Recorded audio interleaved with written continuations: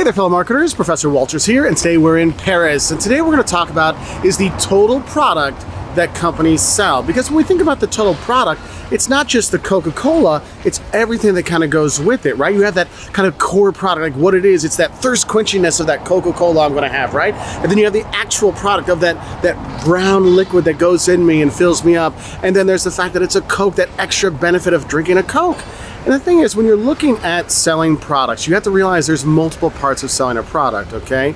So one part you want to look at is what is the core product? And that is, what does the customer want to get the most out of that product? So if you're looking at getting a mobile phone, it's about communication, right? We want to make sure we can communicate in whatever way possible. If it is doing emails or text messages or phone calls, those things got to happen. It's about communication.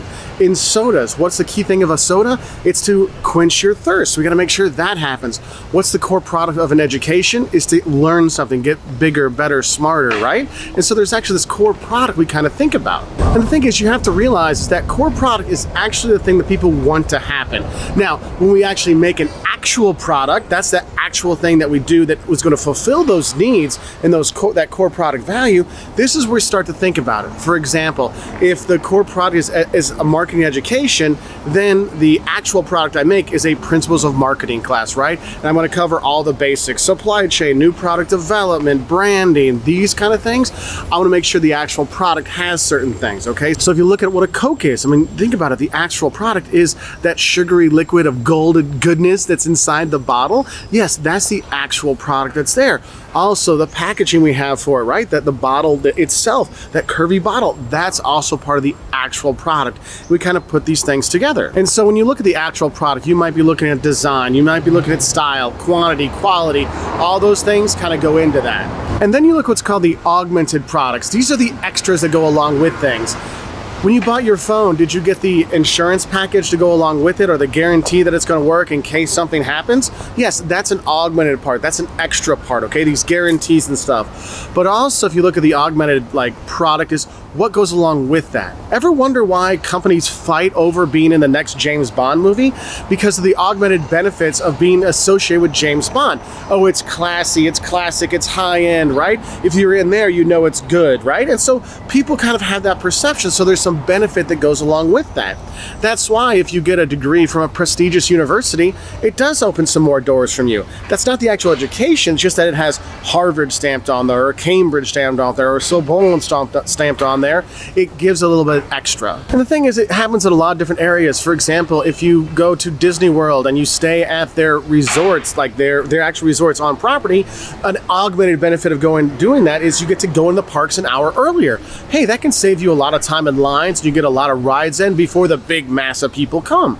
And so you do have that. So for marketers, we really need to realize the product that we sell is a lot of things. It's not just the Coke that's in that bottle. It's the idea of selling refreshment and quenching thirst. And yes, it is about the drink and stuff like that, but it's also the extras as well, like the benefit of having a Coke and a smile. So I hope this helps you understand better the kind of products that you do sell, all the different parts that go along with it.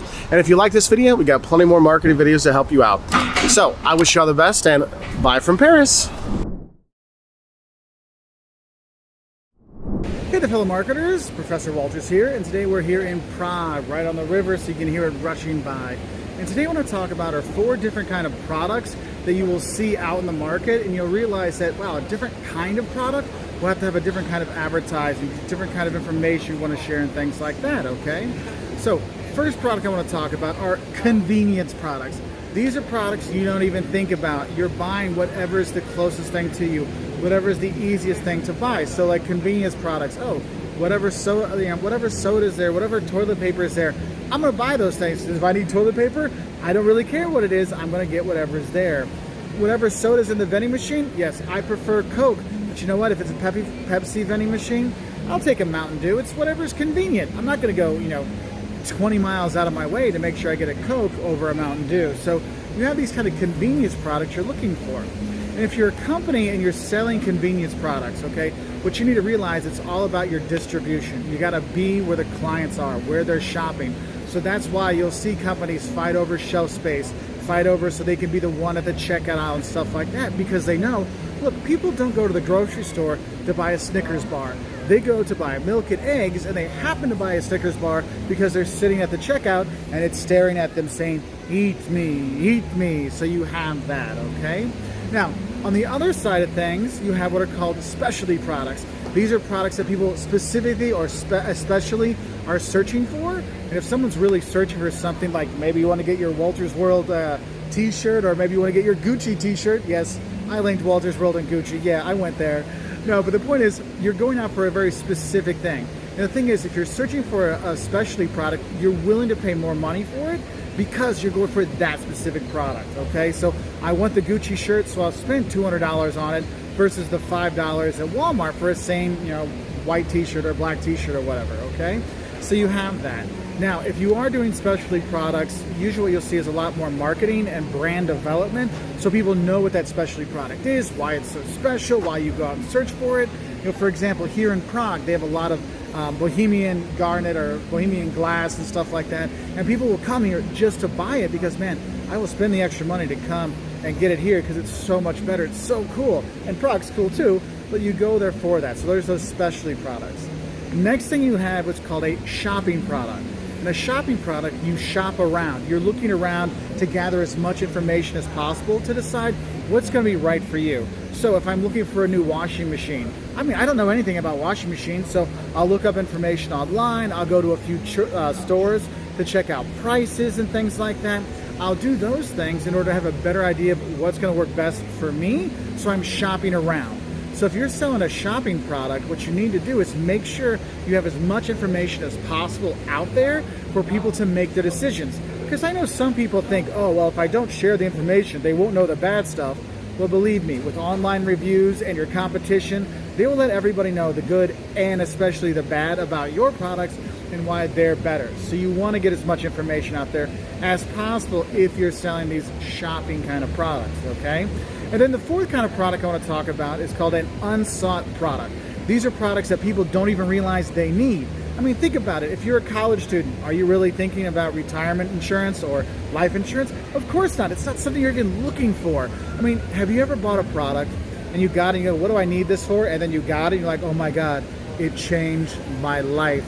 It's kind of like, I didn't know I need one of these little back scratcher things, but my kids got me one of these long back scratchers at the dollar store as a joke. But the thing is, look, I can't get that middle spot. And now I have it. I'm like, man, I never thought I needed this. This is so great. And that's just it. If you're selling products that people don't realize they need, you need to make sure you're showing all those benefits, the value propositions, things like that, why it would help them. Because I remember back in the day before mobile phones were everywhere. Yes, I'm that old. And I remember thinking, why do I need a mobile phone? I have a phone at my house. It was an unsought good. And then they had to explain, look, if you're out on the road and there's an accident, or you're going, when I was a kid, they're like, hey, if you're going to be leaving and your parents are worried about you, give the kid the phone to give a call in case something happens. Oh yeah, that's right. Hey, you can play games while you're on the train. I'm like, oh, that's one of the big things that got me when I first got my phones. It's like, man, I can play Tetris and Snake on the subway when I'm going into school. It was a kind of a cool thing. But these unsought products, again, a lot of education is going to go into it. And also realize that people are going to come at you like, why would I even need that? You need to have the answers for them why this unsought product is something that they need, okay? So I hope this helps you know 4 different types of products. There are other types of products out there, but I thought these are 4 kind of good starter ones to start with to give you an idea. And so if you're selling these kind of products, make sure you know, do I need to be telling people more why it's good for them, or do I give them more information, or do I just need to make sure I'm in the right place at the right time, okay, for those convenience products? Anyway, I hope this helps you. If you're studying for an exam, good luck on your exam. If you just want to learn a little bit more about marketing and business, I hope this helps you. And I hope you like the videos. If you want to learn more marketing videos or maybe YouTube training videos, do click that subscribe button. Give us a big like. We really appreciate it. I want to say thank you for watching, and bye from Prague. Hey there, fellow marketers. Professor Wolters here, and today we're going to talk about product line breadth versus product line depth, okay? When you're talking about a product line, what you're talking about is a type of product that companies make. So a company might make a product line of video game systems, right? Or they might have a product line of canned food, right? Or they might have a product line that's on, these wipes, right? You might have it in cleaning products, okay? So there's different types of product lines, different types of products. And when you look at product line breadth versus product line depth, when you're looking at product line breadth, you're looking at how many different types of products do you sell. You have the gaming systems, and then you're starting to spread out. You have the canned food system, and then you have the hygiene product, line. You have these things out there. So you're expanding your product line breadth when you start to have more different types of products you sell. Now, if we're looking at product line depth, that is looking at selling more of the same product. So I'll use my shirt as an example. So Wolters World, we sell all kinds of t-shirts, but the thing is we have our t-shirt product line, right? So we have the normal little one here, but we also have, hey, if you want an Italy themed t-shirt, hey, we have another Italy themed Wolters World shirt. But what if you like, the UK? Well, guess what? We have a Britain themed one, right? So we're having more of in that t-shirt product line. We're going deeper by offering more products. And so if we look at these two individually, I want to give you some examples of them.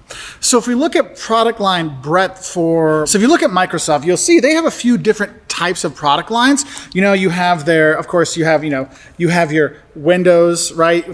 Software thing. So they have their software product line, but also they make this Microsoft Surface laptop. So they have their hardware product line, but also they have their console gaming. They have their Xbox, right? So you have the console gaming line. So there's a lot of breadth out there, but why would they do that? Why do companies increase their product line breadth? Well, if you think about it, we want to capture new markets. So when Microsoft came out with the Xbox, they said, hey, there's that whole console gaming market out there that we're not addressing. Let's go after it, okay? So it can give you that. Also, it can help you increase sales because now we're not just selling, Microsoft Edge. Oh, no one's getting that thing. So let's have some other types of products out there to make some more money. So we're increasing sales by selling the hardware, the software, and the games. Also, what helps is it also helps when you increase your product line breadth, it helps diversify your portfolio so you're not just selling one product. I mean, if you think about it, if they only had, if a company only has Minecraft, yeah, Minecraft is great, but what happens when Minecraft gets boring? Don't you want to have some other kind of product to sell? And so when we have a different kind of stuff to sell, it helps diversify our portfolio, cuts down on some of our risk. And the thing is, sometimes what you'll see is we increase our product line breadth because there's new possibilities out there. So think about it. How many companies lately have you seen come out with new hygiene products? Maybe they have masks, or they have hand sanitizer, or they have wipes, right? They're a whole new kind of thing because it's an opportunity for them, okay? So that might be some of the reasons why you actually would expand your product line breadth.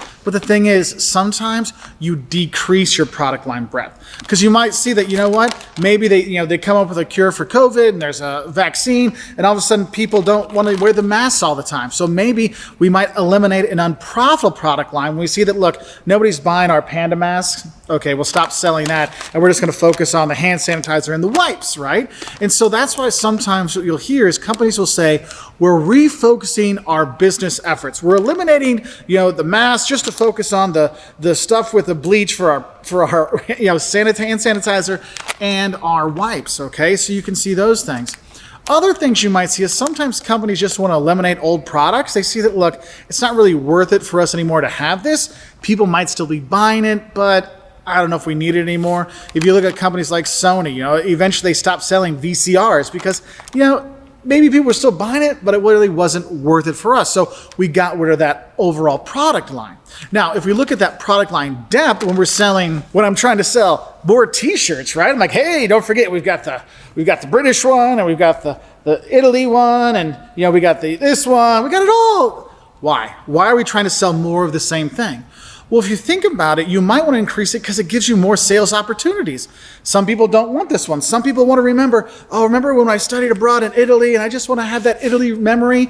Yeah, it could be that. Also, think about it in terms of cereal. Kellogg's. How many different kinds of cereal does Kellogg's have? You've got Kellogg's Fruit Loops, Kellogg's Corn Flakes, Kellogg's Apple Jacks, Kellogg's Raisin Bran. You've got all these things out there, and they're doing that because they see there's more opportunities out there. Because you know what? As much as I love Fruit Loops, I probably shouldn't be eating any more Fruit Loops. I probably should be doing that, Kellogg's Raisin Bran instead. So that can help them. Also, you might see that there might be a niche product out there, like maybe you have gluten-free Rice Krispies, right? For that niche market of the gluten-free market. Other things you might see is sometimes your competition just demands it. If your competition's selling that, hey, we probably need to sell that as well. So you might match, and that happens. And the thing is, though, It's very similar when you might want to decrease product lines, because you might see, you know what, right now, nobody's really traveling to Italy, so maybe we eliminate the Italy t-shirt, we just have the plain one and the British one, and we just do that. Because you might see that, look, sometimes you have unprofitable product, like individual products, so you might get rid of that. You might cut them out because it's not working as well, it's not selling as well. I mean, think about it. Do you notice you can only get Monster cereals during September and October and not all year round?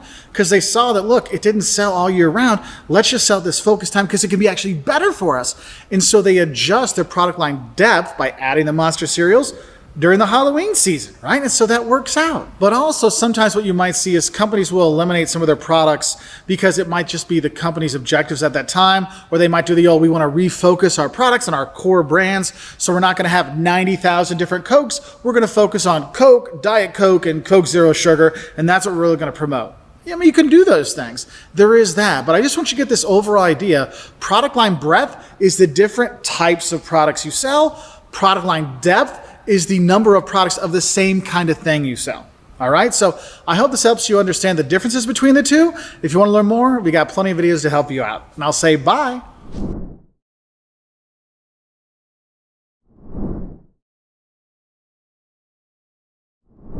Hey there, fellow marketers, Professor Wolters here, and today we're going to talk about branding. We're going to talk about why is branding important, what is branding, and what are some of the things that branding does for us. And the thing is, you have to realize is that branding is important because it represents an experience. I mean, think about it. I love Doctor Who. I'm a big Whovian, right? It doesn't matter who the doctor is, from Tom Baker, David Tennant, whatever, you know what you're going to get with Doctor Who, right? The doctor, no matter what face there is going to do what's right. It's going to fight for what's right. It's going to look out for the less fortunate, try to save the universe. Doesn't matter who the actor is or the actress is, we know what the Doctor Who brand experience is. And so you have that, and the same thing works when I have Heinz ketchup, right? Or if I have Lunchables, there's a certain thing you know what you're going to get. I mean, some people are like, no, if it's not a Heinz ketchup, I don't want it, because there's certain things you expect with it. And this idea of an experience that goes along with a brand is what makes branding so powerful. Because consumers are moving toward experiences, and if our brand can represent a certain kind of experience, that can help out, especially if people value that experience. Like, I value the tasty goodness of Heinz ketchup, right? My youngest son values the Lunchables, which is also made by Kraft Heinz, by the way. Same company, makes Kool-Aid.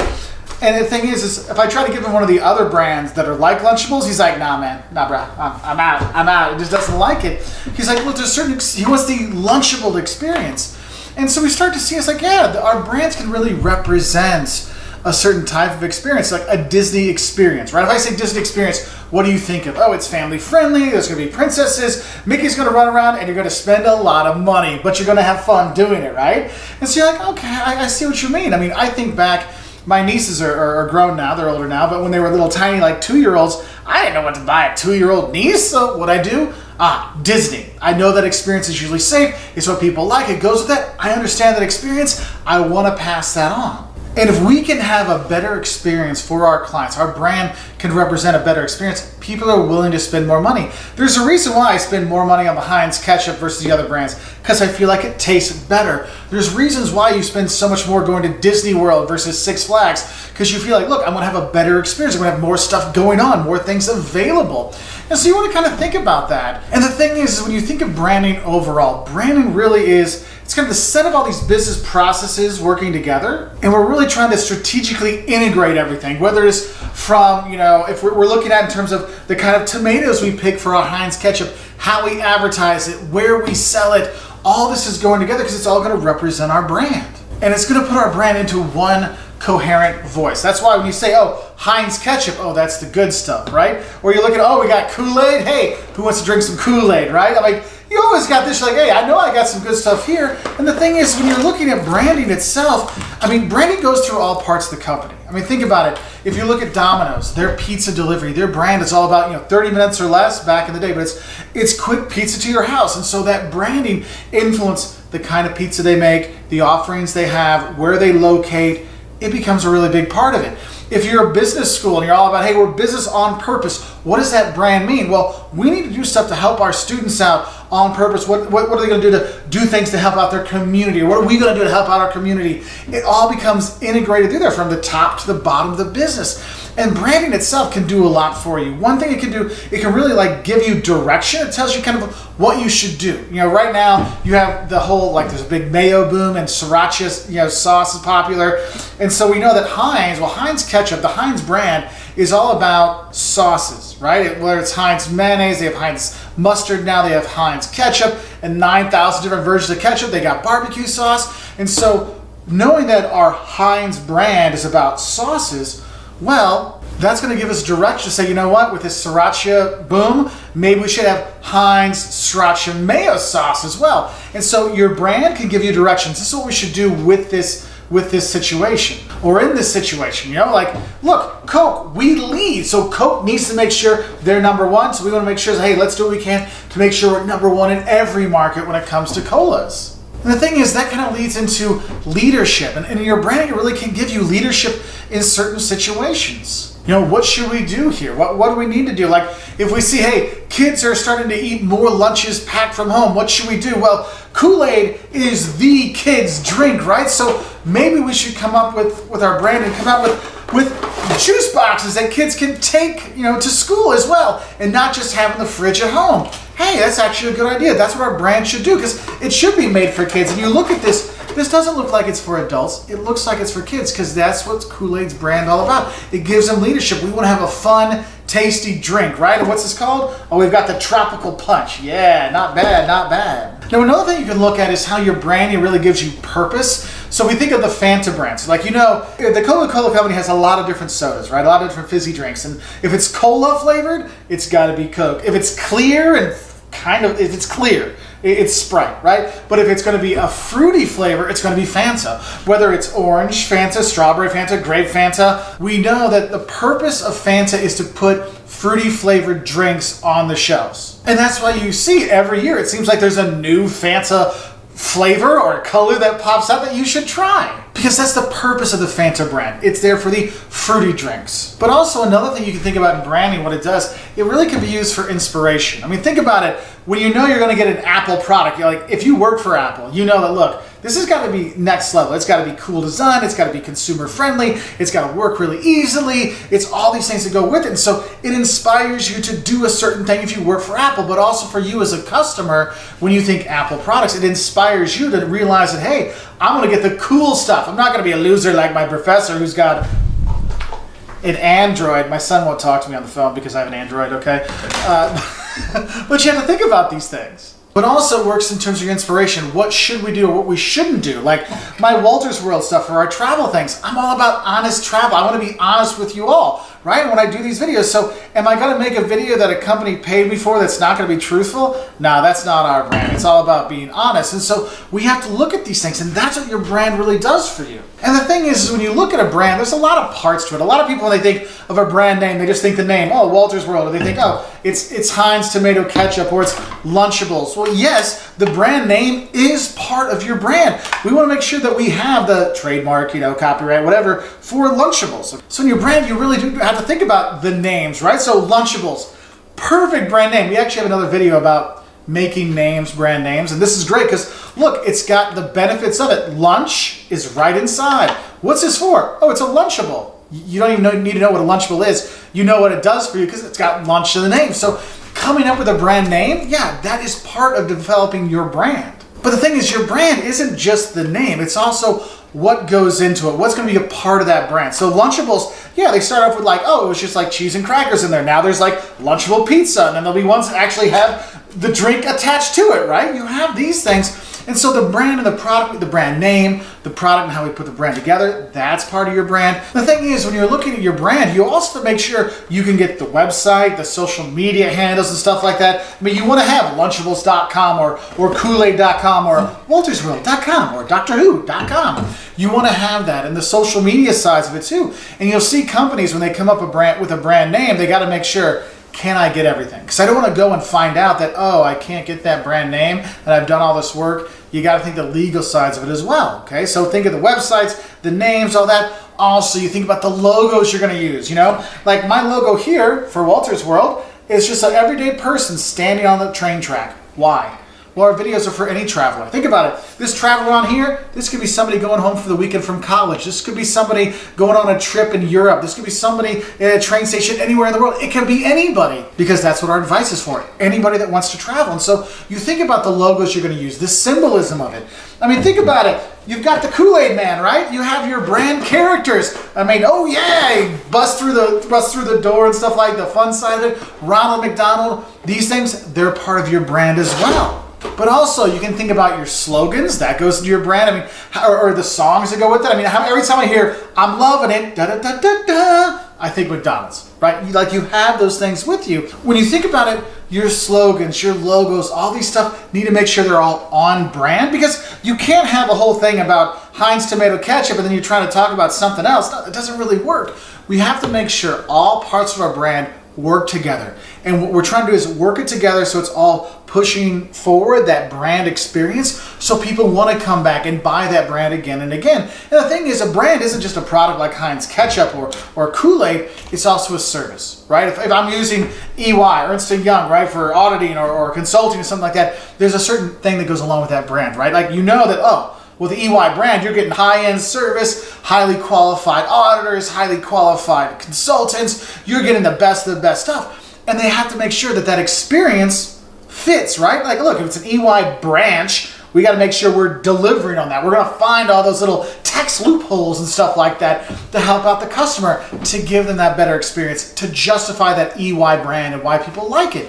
And so you really kind of think about that with your brand. It is important because it does symbolize a certain experience. That's why when you travel and you're not sure what to eat, you go to McDonald's because you know what you're going to get, right? It doesn't matter if you're an Italian coming to the U.S. or the U.S. going to Italy. Everybody knows what you're getting at McDonald's. It's not a big surprise because the brand is consistent in terms of what they have, logos, everything. You're not worried. I can't, you see a Coke can anywhere in the world, doesn't matter if it's not written C-O-C-A, C-O-L-A. You're like, oh, that's Coca-Cola. You can see it just from the logo, the little swoosh thing.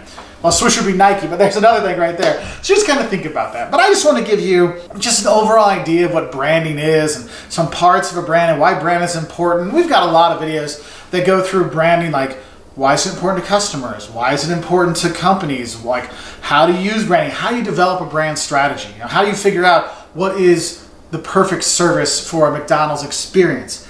These are things that companies have to think about when they're developing their brand, because it's not just coming up with Kool-Aid jammers.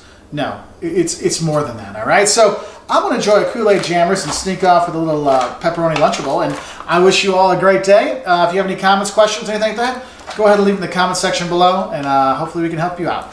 Bye.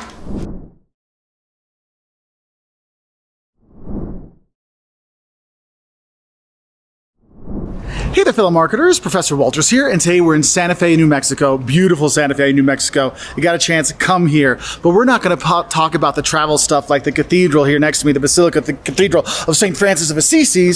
No, we're going to talk about branding. Specifically, we're going to talk about how branding can help buyers like you and me, but also how branding can help sellers as well, okay? Because we kind of focus on consumers first, or the buyers. How does branding help us? Well, one thing it does, it helps us determine the products we like and dislike. I mean, think about it. I'm a Coke person, right? And so when I see that Coke brand, I know that's what I like. And I see the Pepsi can, I know, well, that's what I don't like. That makes my life easier, okay? So it helps us separate the products we like and dislike. So hey, I can grab my can of Coke because I know that, all right? And yes, branding in general does make shopping a lot easier. I mean, think about it. When you tell your parents or your grandparents or whatever to buy a video game for you, don't you tell them all the brands to go with? You're like, Grandma, for my birthday, I want the Xbox version of FIFA, the soccer game, okay? And Grandma's like, oh, okay, and she'll go to the store, right? And she'll go to Walmart and say, hey, I need to get the Xbox FIFA game for my grandson. Doesn't that make it a lot easier? Yes, the brands make it a lot easier to do the shopping, okay? Also, it also makes it quicker to make shopping decisions. Think about it. Having a brand that people recognize, they can choose it right away. Think about it. You're on the highway. You're here. You're doing Route 66 through the U.S. Maybe you come up here to Santa Fe and you're kind of looking for a place to grab a bite to eat on the road. And you're thinking, where am I going to go? And you see those signs on the side of the road for all the different restaurants. And you're like, I don't know what they sell. I don't know what Tia Sophia sells. I don't know what The Shed is. Where do I need to go? You buy brands that you know because you know the McDonald's. You know the Golden Arches. You know what it gets with it. And so you make that decision quicker because you already know the brand. Because that's what the brand really does. It helps the buyer know who's selling the product. And if we're looking at things that we don't trust or we don't know about, like I don't know what these restaurants are like, having that trust in the brand makes it more likely we're going to go there. That's why when you travel around the world, people get their coffees at Starbucks. They go grab their quick meal at McDonald's and stuff like that, or Subway, because they already know that brand. Okay, so it's quicker, it's easier, it's a brand I trust, right? And so you have that there. Now, another thing how brands really help consumers is also the psychological benefits. Think about it. You could associate yourself with a certain brand. Like I play Les Pauls or I play Dean guitars. I mean, there's a certain kind of aura that goes with that. And there's a kind of a brand willingness or a brand kind of culture that goes along with that we identify with. And that does give some consumers some pleasure. You know, that's why they wave their Cardinal fan flags or they wave their, Ferrari flags and stuff like that. There is that benefit there for them having that brand.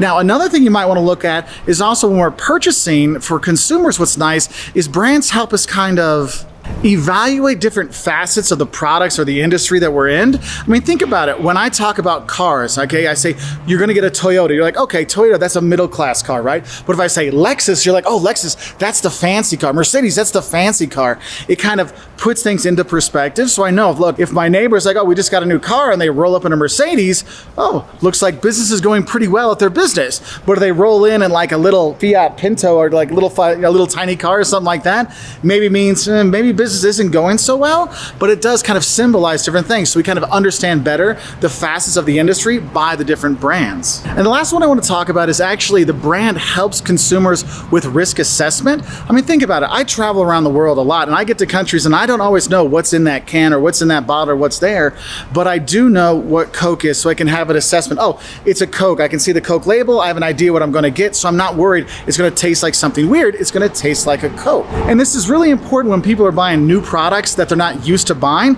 I'm not sure what cereal to buy when I'm traveling, but I know that Kellogg brand or the Kellogg's brand. So, okay, that's going to be the higher end, nicer cereal. So I'm going to go for that one, right? So there is that. The thing is, brands aren't just good for consumers. They're also good for us if we're sellers as well. Because for a seller, one of the best parts of branding is it helps us distinguish ourselves from our competition, our overall company, but also the products we have. Because we can say, if we're Culver's, look, Culver's has very different burgers than a McDonald's or a Hardee's, and people know that. We know that brand, so there's certain things we expect with that versus their competition. And kind of going along with that, branding also helps us segment the market out there. I mean, if you think about Head and Shoulders, they're famous for their dandruff control shampoo. And I don't need too much here, more on this side, but they've kind of segmented the brand for that. Like, look, this is the Head and Shoulders. That is everything to do with dandruff. We have those things there. So that can help. And so you might have companies that really develop a whole brand that's for a specific segment. So back in the day, Toyota had their Scion brand. It's been gone for years now, but they developed that to get the millennial customer, right? They're like, look, this is that segment that's just for you, right?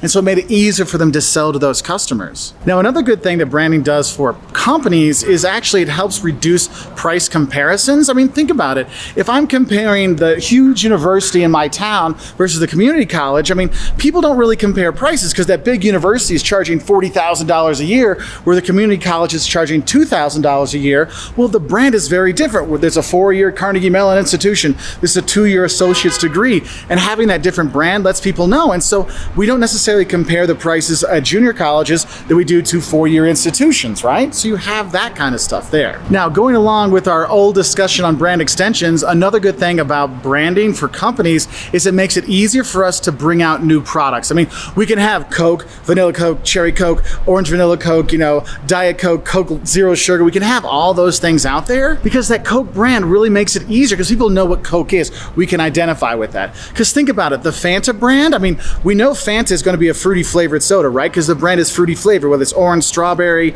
lime, lemon, whatever. But the thing is, we know that if it says Fanta, it's going to be a fruity soda. So it's easier for us to come up with a new Fanta than to come up with a whole new product. I mean, think about it. If it wasn't Fanta Strawberry, we'd had to come up with a new name. Strawbalicious. Well, then we got to market Strawbalicious and get Strawbalicious everywhere.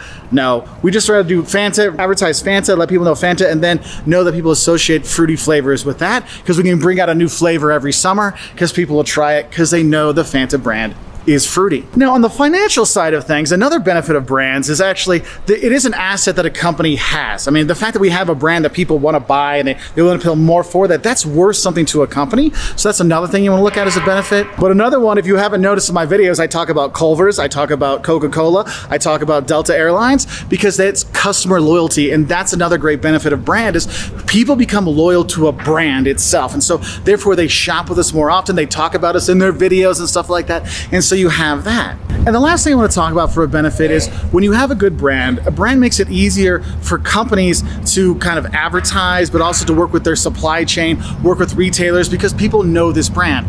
You know, Walmart and Aldi and all these stores know that they have to have Coca-Cola because people really want Coca-Cola. Now, we can have Sam's Club Cola and we can have Aldi Cola and stuff like that, but we know that, hey, customers want to have that Coke, and therefore it makes it easier for us in the terms of supply chain and retailers to get our Coke into stores because people want that brand. All right, so I hope this helps you understand some of the benefits for us as consumers, but also us as businesses when it comes to branding. If you want to learn more, go to our Professor Wolters YouTube channel, hit subscribe, give us a like if you like that. And what are some of the brands that you really enjoy, that you always love shopping with and buying from and talking about it? Put it in the comments section below so we can have some stuff there. And I'll say bye from here in Santa Fe.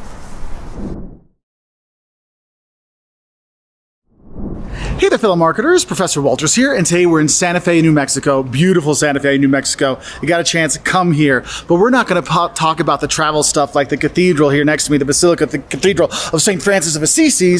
No, we're going to talk about branding. Specifically, we're going to talk about how branding can help buyers like you and me, but also how branding can help sellers as well, okay? Because we kind of focus on consumers first, or the buyers. How does branding help us? Well, one thing it does, it helps us determine the products we like and dislike. I mean, think about it. I'm a Coke person, right? And so when I see that Coke brand, I know that's what I like. And I see the Pepsi can, I know, well, that's what I don't like. That makes my life easier, okay? So it helps us separate the products we like and dislike. So hey, I can grab my can of Coke because I know that, all right? And yes, branding in general does make shopping a lot easier. I mean, think about it. When you tell your parents or your grandparents or whatever to buy a video game for you, don't you tell them all the brands to go with? You're like, Grandma, for my birthday, I want the Xbox version of FIFA, the soccer game, okay? And Grandma's like, oh, okay, and she'll go to the store, right? And she'll go to Walmart and say, hey, I need to get the Xbox FIFA game for my grandson.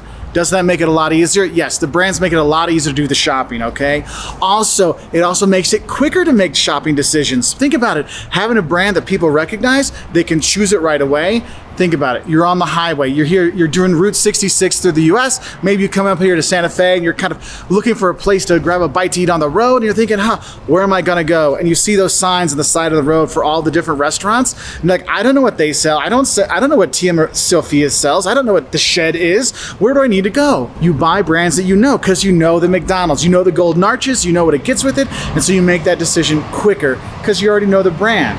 Because that's what the brand really does. It helps the buyer know who's selling the product. And if we're looking at things that we don't trust or we don't know about, like I don't know what these restaurants are like, having that trust in the brand makes it more likely we're going to go there. That's why when you travel around the world, people get their coffees at Starbucks. They go grab their quick meal at McDonald's and stuff like that, or Subway, because they already know that brand, okay? So it's quicker, it's easier, it's a brand I trust, right? And so you have that there. Now, another thing how brands really help consumers is also the psychological benefits. Think about it. You could associate yourself with a certain brand. Like I play Les Pauls or I play Dean guitars. I mean, there's a certain kind of aura that goes with that, and there's a kind of a brand willingness or a brand kind of culture that goes along with that we identify with, and that does give some consumers some pleasure. You know, that's why they wave their Cardinal fan flags, or they wave their Ferrari flags and stuff like that. There is that benefit there for them having that brand. Now, another thing you might want to look at is also when we're purchasing for consumers, what's nice is brands help us kind of Evaluate different facets of the products or the industry that we're in. I mean, think about it. When I talk about cars, okay, I say, you're gonna get a Toyota. You're like, okay, Toyota, that's a middle class car, right? But if I say Lexus, you're like, oh, Lexus, that's the fancy car. Mercedes, that's the fancy car.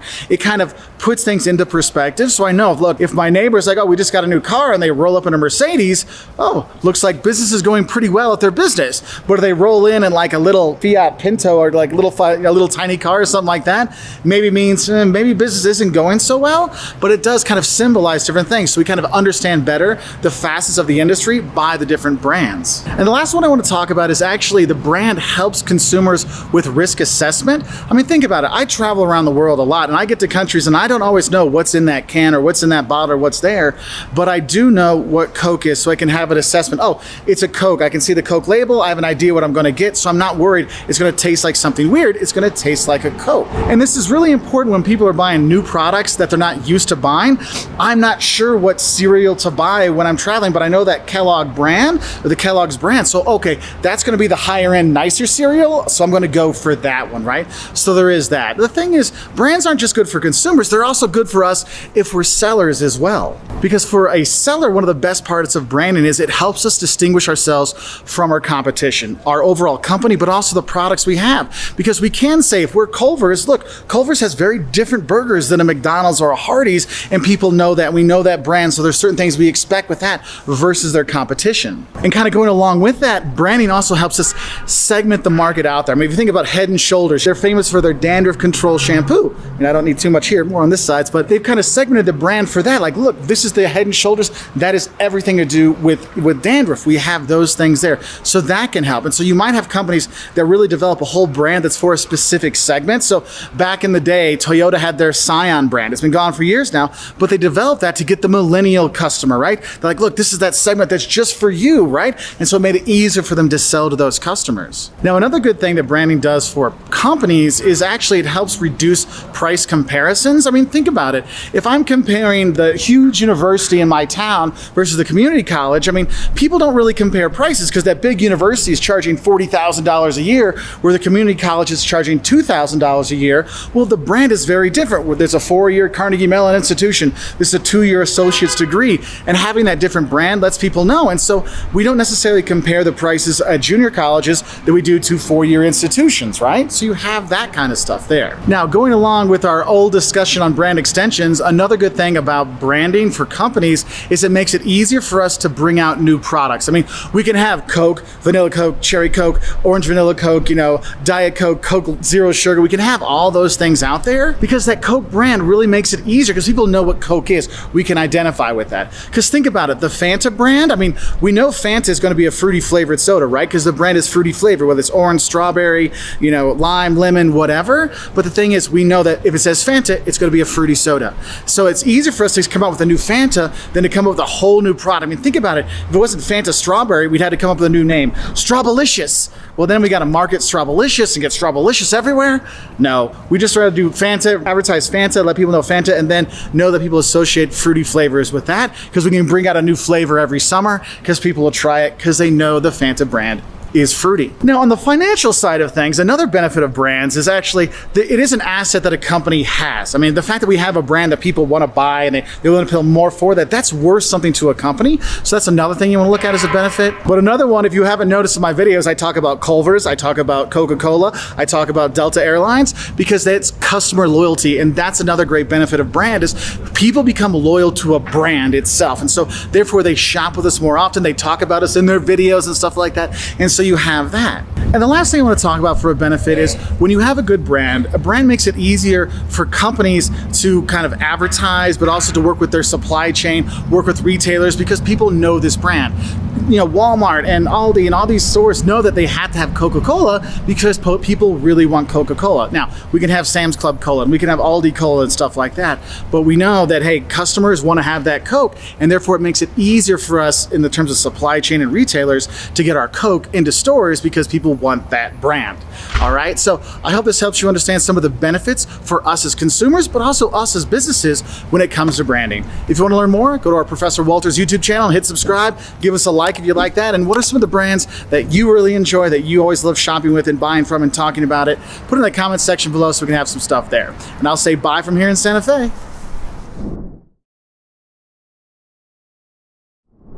Hey there, fellow marketers, Professor Wolters here, and you may be asking yourself, Mark, why are you holding up a box of Cinnamon Toast Crunch and Planters Peanuts? Well, folks, today we're going to talk about branding policies. How do companies set up their brands so they should be called Cinnamon Toast Crunch, or we call them General Mills Cinnamon Toast Crunch?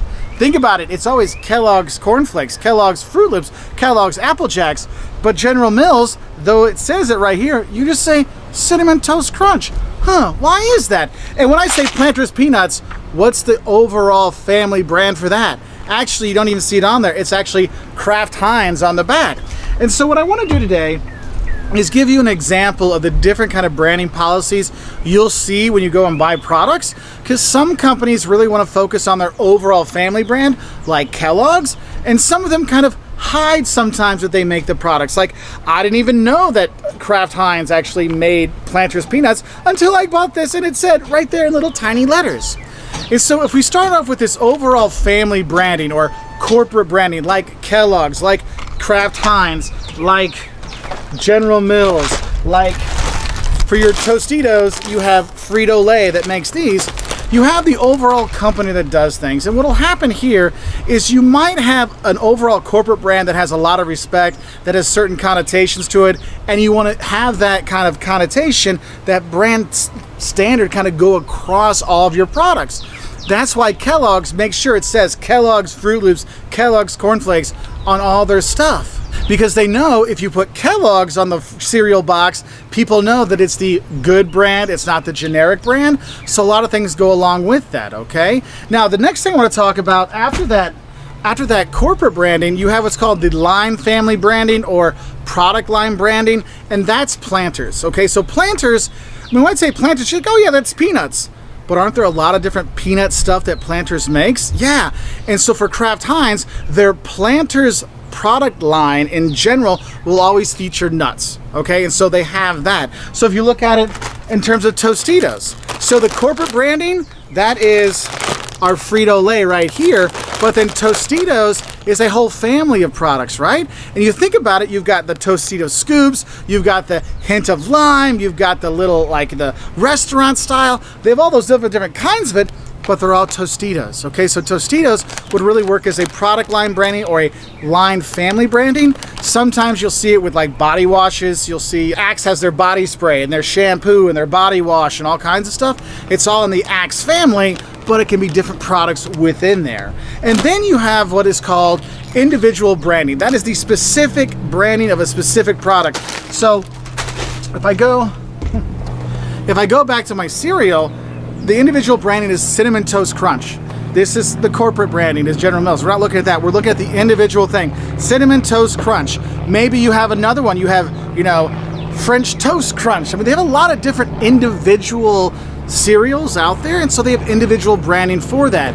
If you go to your Kellogg stuff, Kellogg's Fruit Loops, the Fruit Loops part of it is the individual branding. And the thing is, we have these individual brands to really set things apart. So you know it's Cinnamon Toast Crunch and not Golden Grams or something else, okay? So I just want to give you an idea of some of the different brand policies you might see out there. So just remember, corporate branding or overall family brand, that's like General Mills. If you look at line family branding, that is your Planters brand for Kraft Heinz.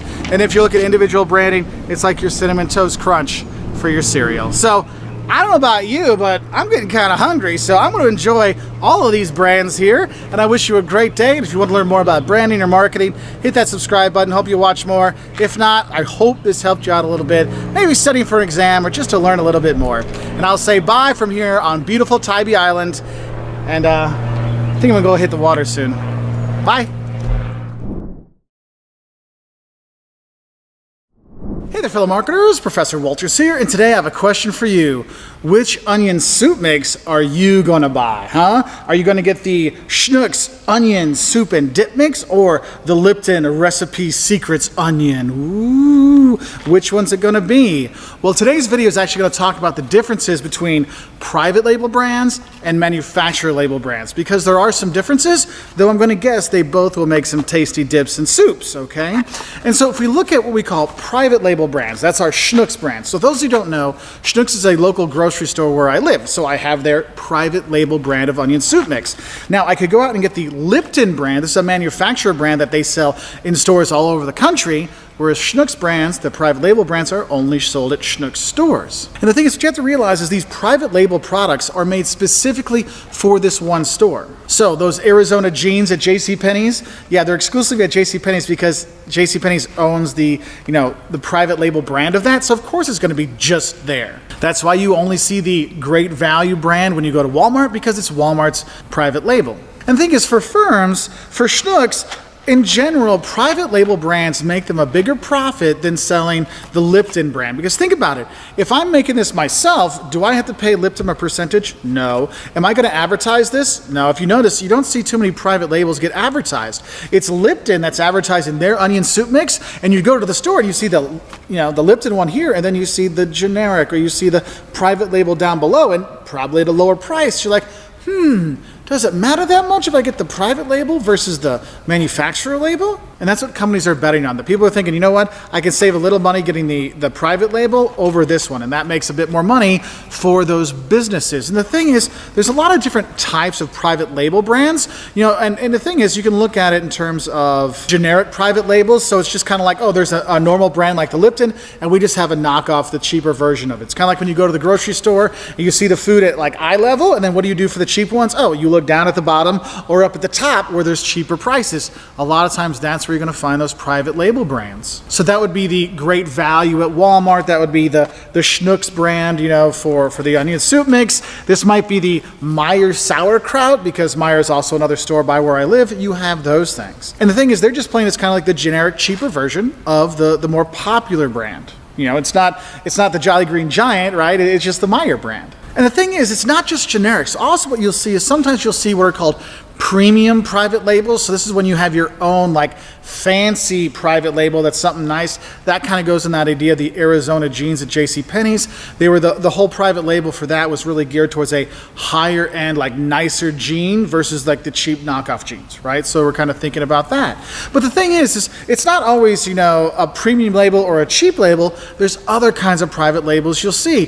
One you might see is what's called a co-branded private label. So if you take out your credit card, I'm sure it'll say like Visa and maybe Chase on it. Like I have the American Express Delta card. And so Delta has their own kind of private label American Express credit card, right? So they do it that way. Helps them make some money.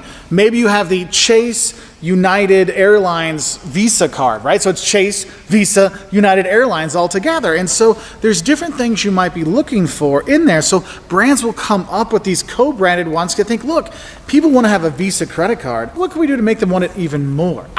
Let's throw in extra miles. Let's throw in 2% cash back. Let's put in that you get free access to a lounge or something like that.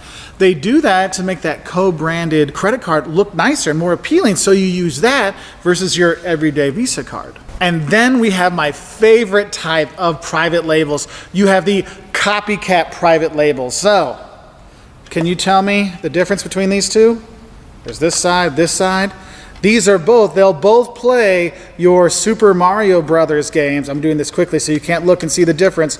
Can you see the difference? Do you notice any difference here? This one is the Nintendo Entertainment System. Okay, so you can play all the old Nintendo games from when I was a kid. You can play those on this. And this is the Entertainment System.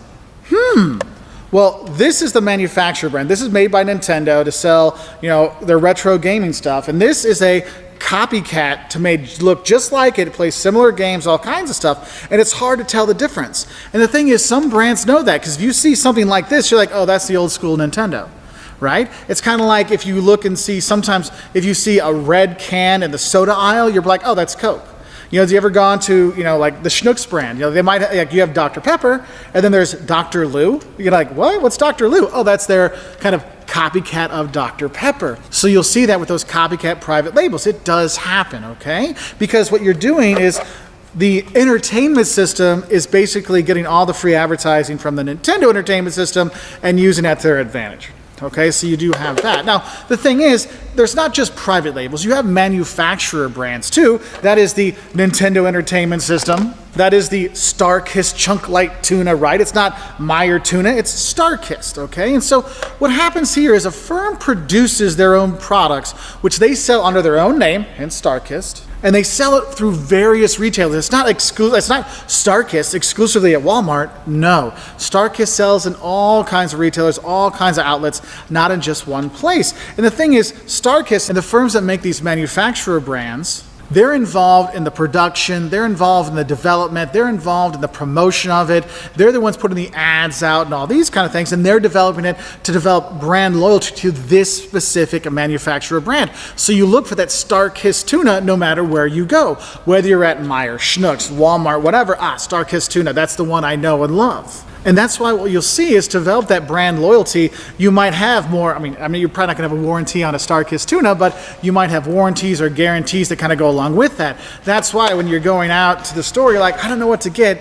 I'm going to get the brand I know, the brand I trust, because I know that brand. I don't know if the private label on sushi is going to be good. Do I want to take a chance on that, right? Or do I get the big name sushi company that makes the stuff? And so what we end up doing is with these manufacturers brands, we're really doing what's called a pull strategy. We're trying to inspire that end customer, so when they go to the store, they specifically look for StarKist tuna, not just any kind of tuna. Okay, so we really want to make sure that you're getting the Nintendo Entertainment System, not the entertainment system, the knockoff. Okay, so we do that. So I hope this can help you understand the difference between a manufacturer's label, the StarKist brand, versus a private label entertainment system, which is kind of a copycat version of it. So I hope this helps you understand a bit better between private label and manufacturer label. Let me know what companies have really good private label brands that you love. I know when I lived in Germany, people love the Aldi brands. They would always rank really high in quality and in low price. So let us know. So hopefully you can all find some private labels we can enjoy. But sometimes you just can't beat good manufacturer stuff like the StarKist tuna.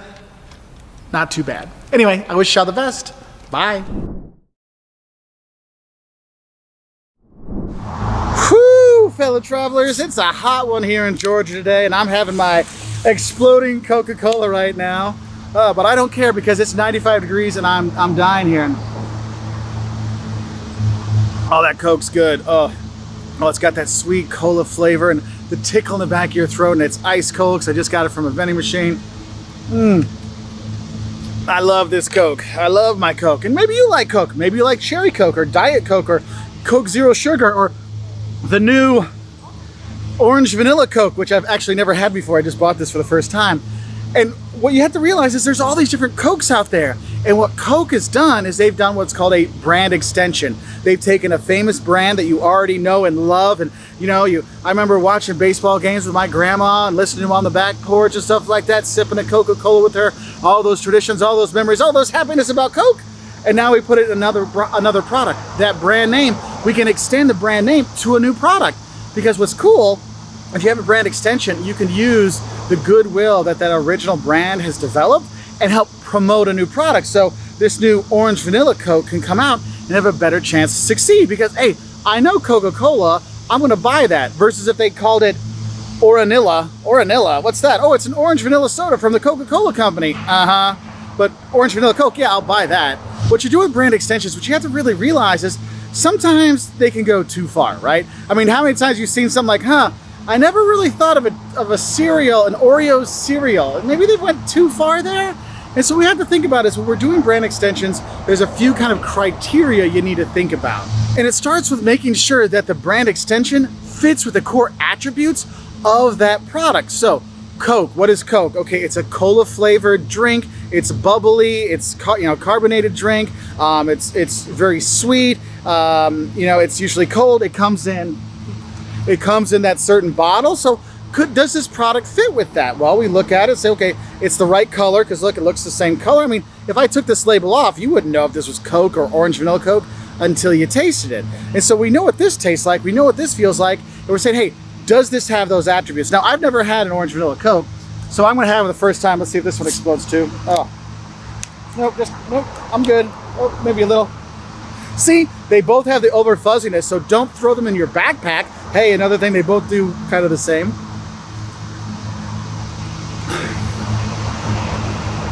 It's got the same, a little bit of cola flavor. It's like one of my kids took their dreamsicle and like left it in my Coke and it melted. Overall, does it work? Does it fit with the core things of real Coca-Cola? Yeah, it does. It fits basically. It's got the cola flavor. It's got the coolness, a little bit of the tingle in the back of the throat. So in that respect, it does have a lot of the core attributes that fit with the original brand. So that's working. The thing is though, it's not just the core attributes that are actually the physical attributes of a product or the certain intangibles that go with the service. You're also looking at what is the perception that people have for that brand. So Coke cannot do a clear cola, okay? It doesn't work. It would have to be called something else because Coca-Cola, for me, it's a brown soda that has a cola flavor. Now, that's very similar to what the product attributes are, but that's how I perceive it. Okay, it's a certain thing that I want, and we have to make sure that these brand extensions fit into what our customers perceive our brand to be.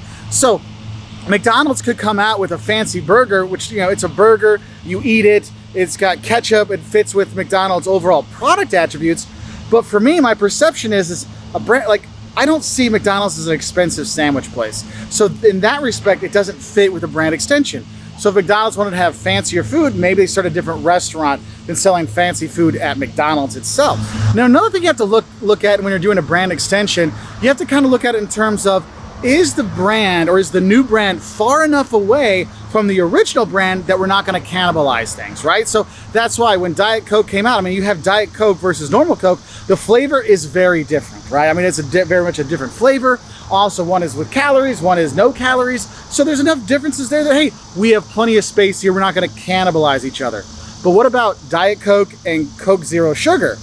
Are those distanced enough away? Well, you'll see the marketing for Diet Coke versus Coca-Cola Zero Sugar is very different. Like, they're going for different audiences. The flavor is different. How they sell it is different. So they're trying to differentiate it, but the actual product itself isn't that different. So we really got to think about is, how do we keep it far enough away from our other products so it doesn't cannibalize it? Because the thing is, we don't want to do too many brand extensions. We don't want to get too far, because then what becomes the actual brand, right? I mean, think about NCIS. There's like 5 different NCISs. Back in the day, you had the CSI shows, and there was CSI that was in Las Vegas and in Miami and in New York and cybercrime and all this stuff. You're like, wait, which was the original one? What is this really supposed to be? And sometimes that gets lost. So you got to be careful to make sure that the original brand isn't lost in all these extensions if you go too far. Because sometimes you do go too far, like the orange vanilla Coke. Hey, it works, but for me, when I think Coke, I think more of the cola, not a fruity flavor, because a fruity flavored drink from the Coca-Cola company to me is Fanta. So we have to kind of figure these things out. How far do we go? And because you don't want to do what's called brand dilution. Brand dilution is when you've got too many things out there that really takes away from that original brand, like I was talking about before. And the thing is, you might see is sometimes there's products that just don't make sense. And I always like to give this example. I give it in class all the time. Is you think about it, and I always ask, hey, who uses lip balm? They raise their hand. Who likes Cheetos? They raise their hand. I'm like, great, you like lip balm, you like Cheetos, let's make a Cheetos lip balm. And yes, there was a Cheetos lip balm at one time. Because you think about it, you're always licking your fingers, getting all that little cheesy goodness off of there after you eat a whole bag of them. And you're like, oh, it's so nice, now imagine I could have that taste on my lips all day long. Wait a minute. I think you had brand dilution here. I think you went too far. Because if you look at Cheetos, what is the core attribute of a Cheeto? It is a snack food. You ingest it, you eat it. What's the key attribute of lip balm? It's lip protection. Those two don't go together. It didn't really work. It's like, look, I'm supposed to eat the Cheetos, not let it just sit on my lips. And a lip balm, I'm supposed to leave it on my lips, not like want to eat it. So you have these issues out there. So you really got to be very careful, because yes, brand extensions can be super helpful to get your product out there, to get it seen, also to get, shelf space out there, because look, my Coca-Cola sold, so this orange vanilla Coke will probably sell too. But also you have to worry about it. Have I gone too far? Have we done too many? I mean, you got Coke, Diet Coke, Coke Zero Sugar, Coke with lemon, Coke with lime, cherry Coke, orange vanilla Coke by itself. And we could go on, and caffeine-free versions, right? And just go on and on and on. And sometimes you're like, you know what? maybe we've gone too far there. So you really got to be careful with that. But I just want to give you an idea of what a brand extension is, and the idea of this brand dilution when companies go too far. And if you've seen companies that have gone too far with their brands, like they've done too many things, like this doesn't make sense, why are you doing this? Put it down in the comment section below so we can make some videos about products that did go too far, so we can help people learn from their mistakes. Anyway, I wish you all the best, and bye from super hot, I'm actually gonna drink more of this because it's super hot, Savannah, Georgia. It's not bad. It's not great, but it's not bad. Bye. Hey there, fellow marketers, Professor Wolters here, and today we're here in Savannah, Georgia. And today we're going to talk about brand equity, or the value that a brand has. Because a lot of different ways you can calculate brand equity. There's a lot of financial ways to do it. You know, you can look at the book value versus the market value kind of stuff. You have those things. But what I'm going to do is kind of focus on the overall qualitative equity that a brand can actually bring to a company. And probably the biggest things you want to look at in terms of brand equity is actually what's called brand awareness. How much do people know about your brand? When you say Coca-Cola, what comes to people's minds? What do they think of? Do they know it? These kind of things. That has value. Being known means something. There's a reason why those celebrities, when they don't get into parties, they go, "Don't you know who I am? Oh, you're Ryan Seacrest? Oh yeah, I know you, come on in." Because it helps them to get into the party. But also that brand awareness, if you know what a brand is, it's also helping them get into your shopping bag because you know this. So just the fact that a brand is known, that awareness factor, really brings value to the actual product. Because people, if they're familiar with something, they're more likely to buy. That's why you have so many Instagram travel influencers or YouTube influencers out there, because those brands call them up and say, "Hey, would you come to Savannah and show Savannah so people can see it, so they might want to come here, they get familiar with it, or could you talk about our shampoo so they knew about our new Herbal Essence extra thick regrowing hair formula, they might buy it?"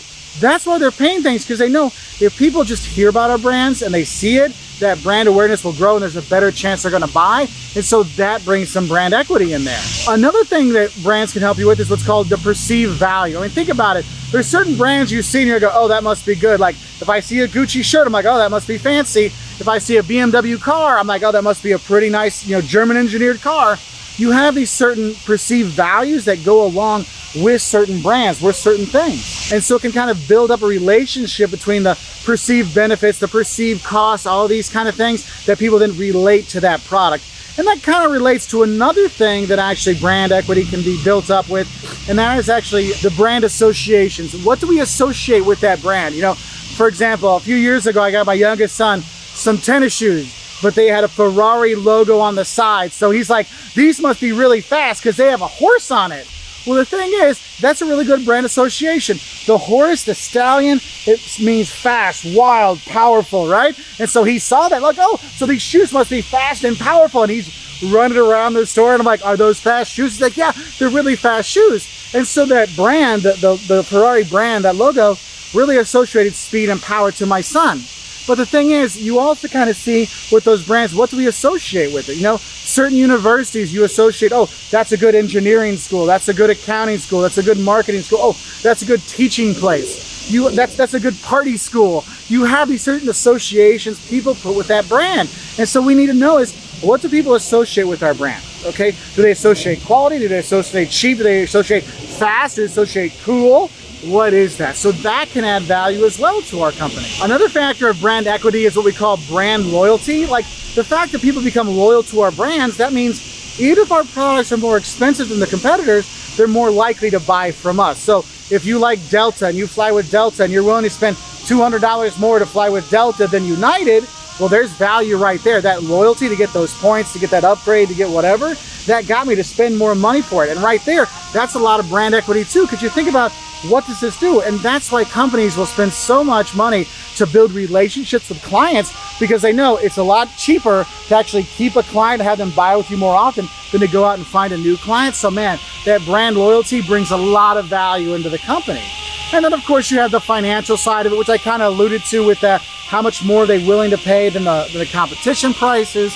But also you look at it in terms of the book value of a publicly traded company versus the market value of it. A lot of people say, is that difference there? That's how much the brand is worth. And if you're not sure if brand, there's a financial advantage to brands, ask yourself, why did you spend $2 on that Coca-Cola when you could have spent 50 cents and got an RC? Right there, that brand makes you willing to pay more money for it, and there's a financial side of it there. So those are some quick little easy ways where you can see where brand equity really comes about. I hope that helps you out. If you want to learn more about branding and brands and marketing, hit that subscribe button. We put out marketing videos every week. And if you like YouTube stuff, we put out a little bonus YouTube video every Friday. Bye from Savannah. Hey there, fellow marketers and branding experts. Professor Wolters here.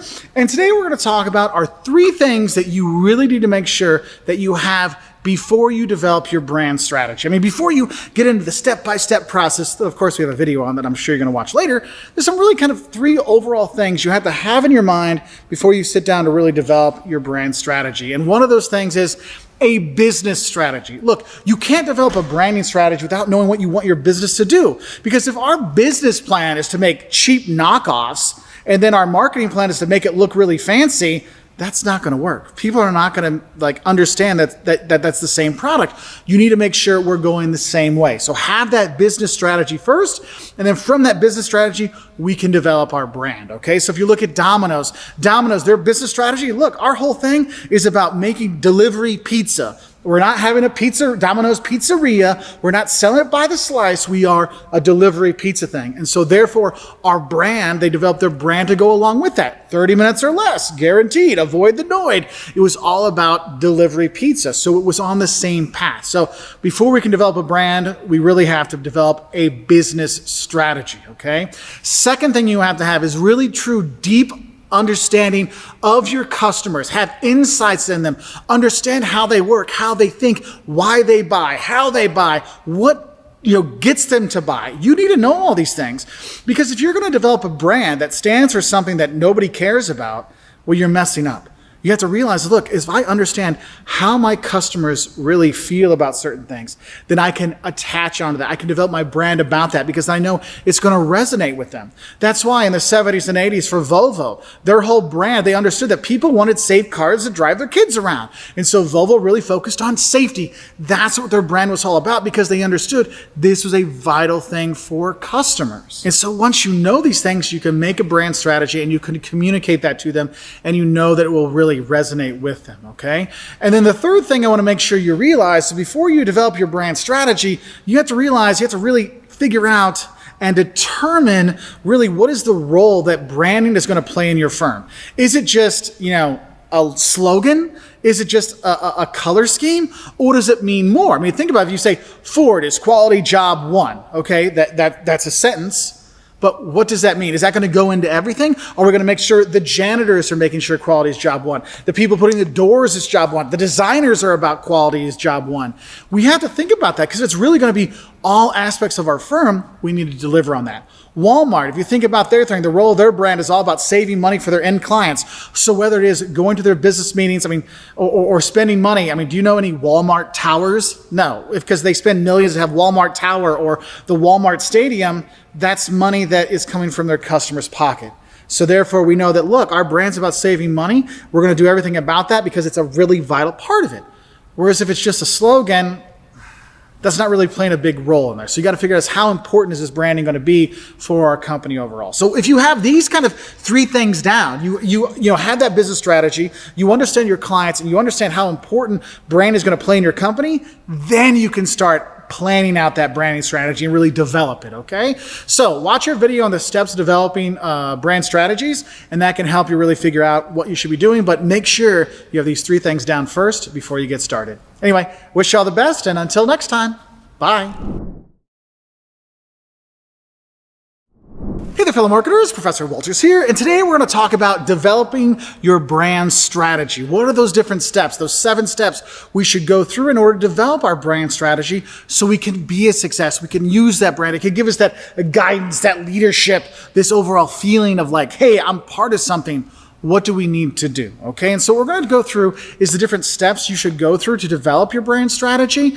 And the thing is, some of these steps I have other videos on that go more in depth. So this is kind of like that overview video, so you have an idea of what you should be looking out for. And really, the very first step in developing your brand strategy is really determining your exact short-term and long-term business goals, as that's going to be your drivers of your brand vision. So if my company today is seen as like, oh, it's a cheap car company, it makes crappy cars, but I know long-term I want to be seen as a fancy car company.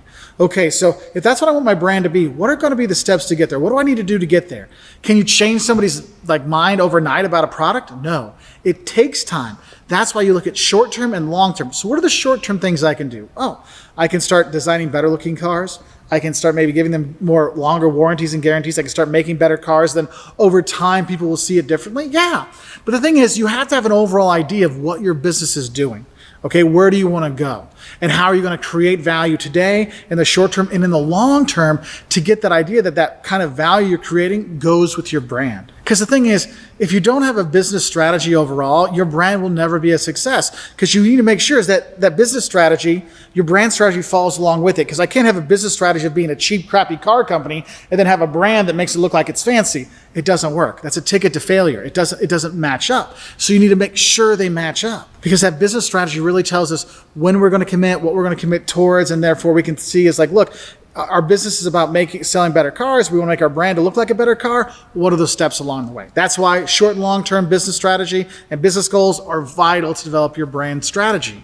Now, the second thing you need to do is conduct a stakeholder analysis. Like, go out and ask the stakeholders in your business, your organization, your community, what does your company, what does your brand mean to them? Because you can determine, like, who are those key stakeholders? Who's going to make a difference?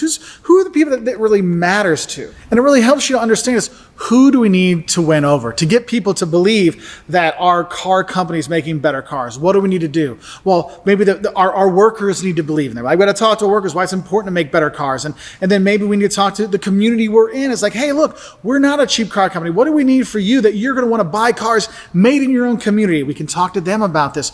But also you have to think about it, who influences what's perceived as a good car, a bad car. Oh, do we need to make sure we win some JD Power Awards for quality and stuff like that?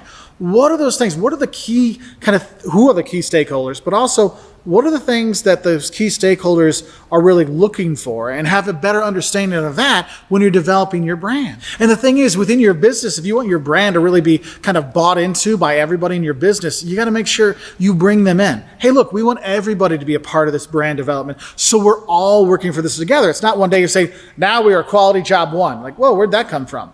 Like, oh, we've been talking about that so people kind of understand it better. That's why it's really important to be communicating what your brand is.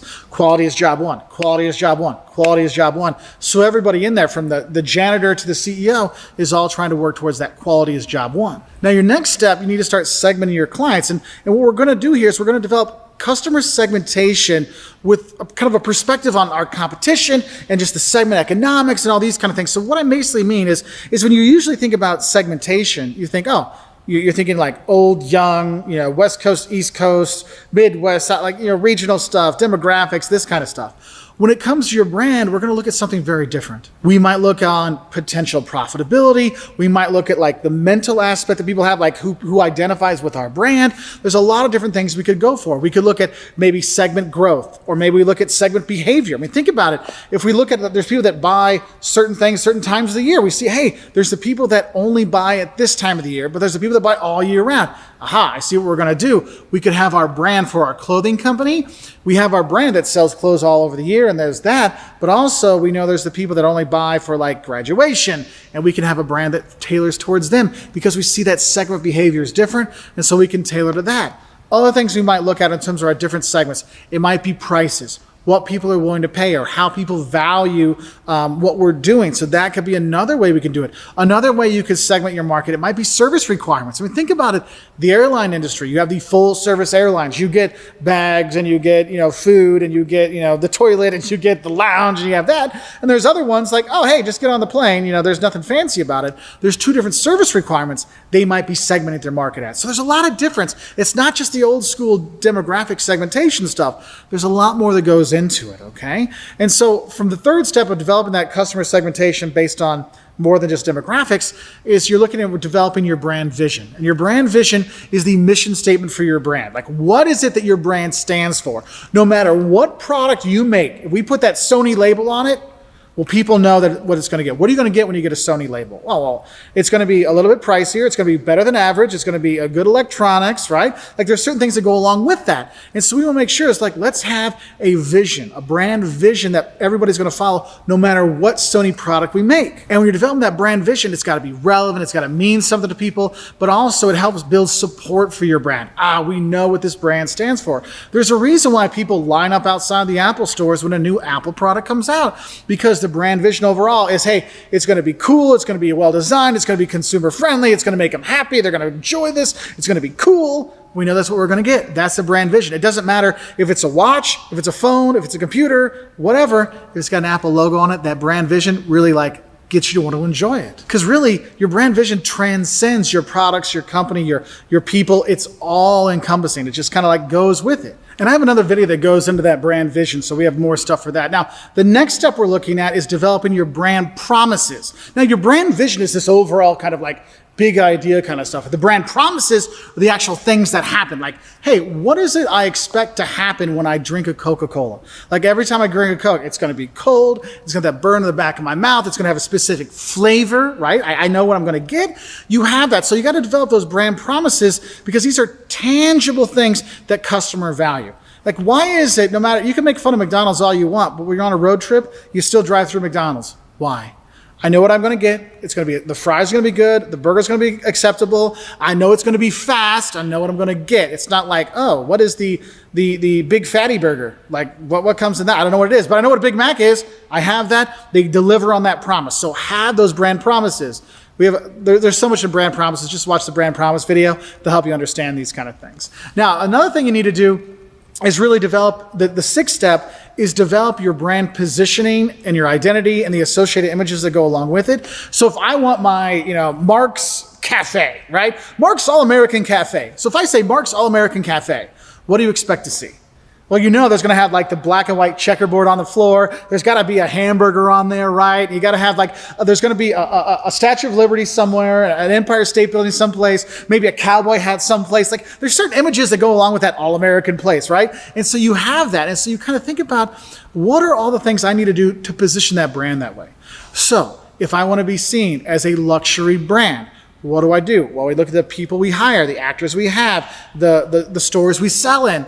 All that will go into there, okay? And we have another video that goes on brand positioning.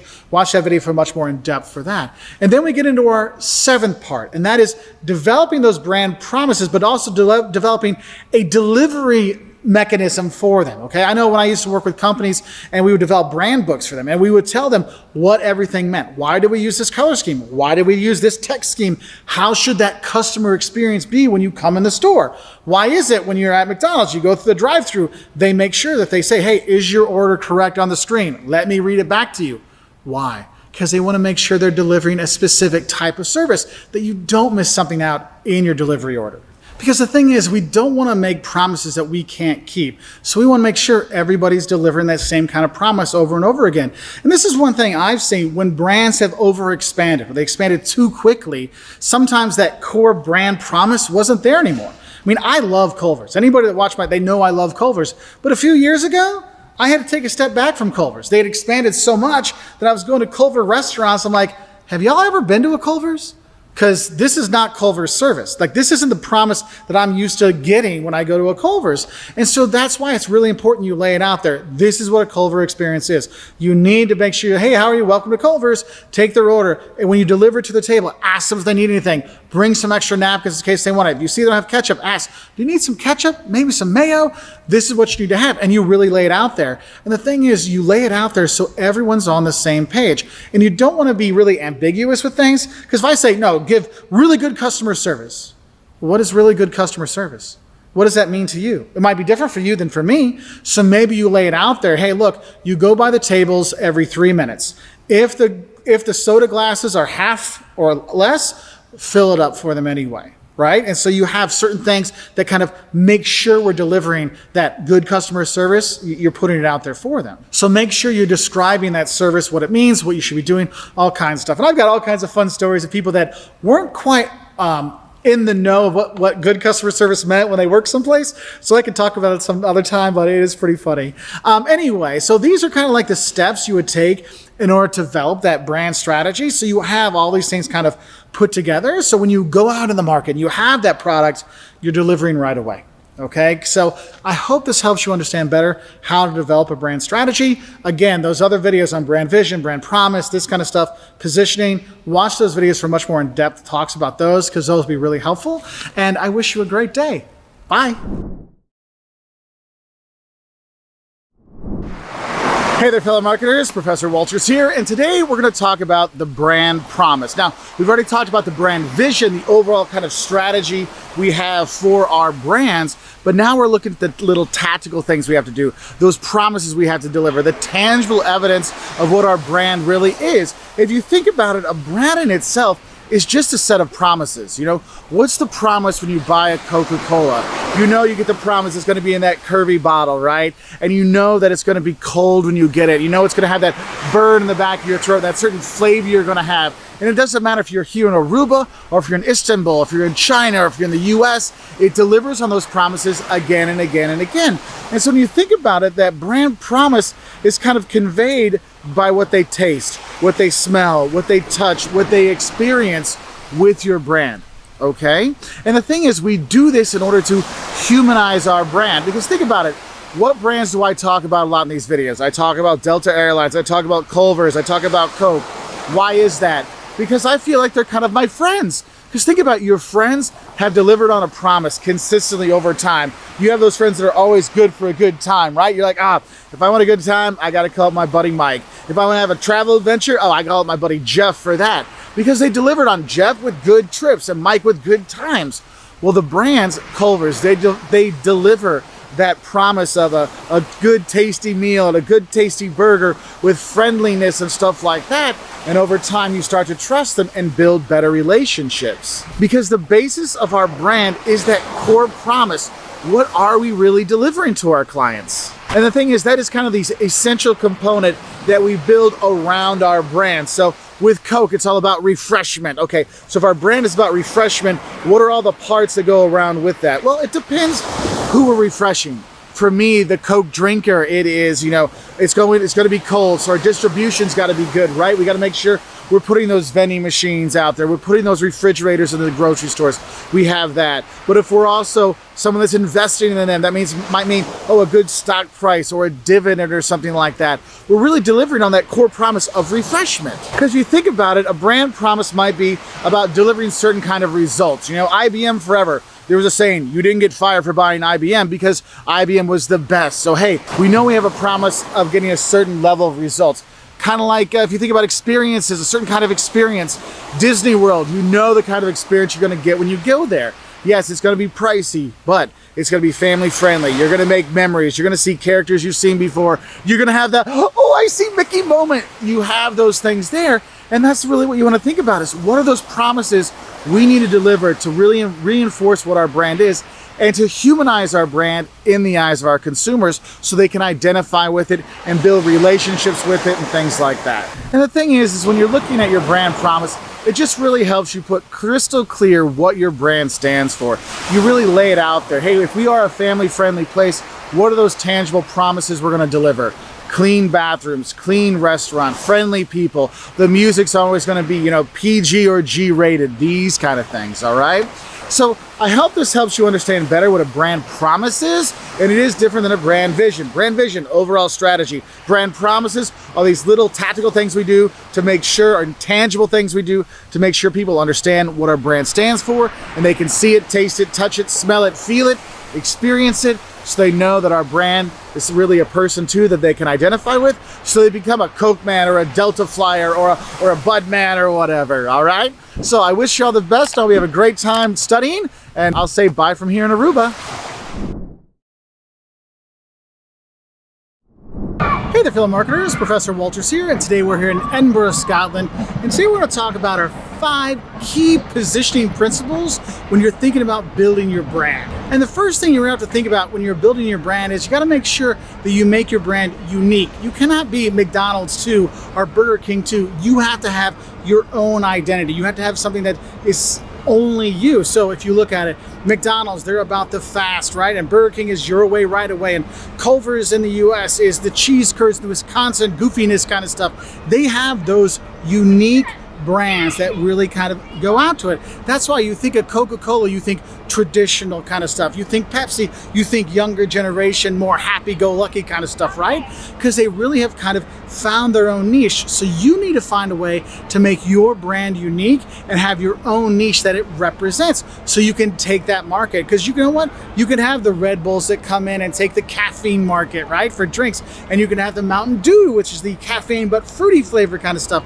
You can have these different niches out there, but you need to make sure that you're unique with your brand. Because nobody goes for a brand that just copies McDonald's, because if I want McDonald's, I'm gonna go to McDonald's. If I want Wendy's, I'm gonna go to Wendy's, not somebody that's trying to knock it off. So make sure, first thing that's most important is be unique with your brand. Now, the next thing I want to say really important about your positioning is make sure those attributes that you become unique on, you try to build your brand on, are important to the customers. Think about it. FedEx has built their entire brand on next day delivery and guarantees and speed and professionalism. That is their thing. If you have to get something the next day to wherever it needs to go, no matter what, you do FedEx. You don't do the local post office. You don't do anybody else. You do FedEx because they built their brand on that, and they know that for people, that's what's important. That trustworthiness, that get it there the next day, guarantee stuff, that's what's important. So they built their brand on that.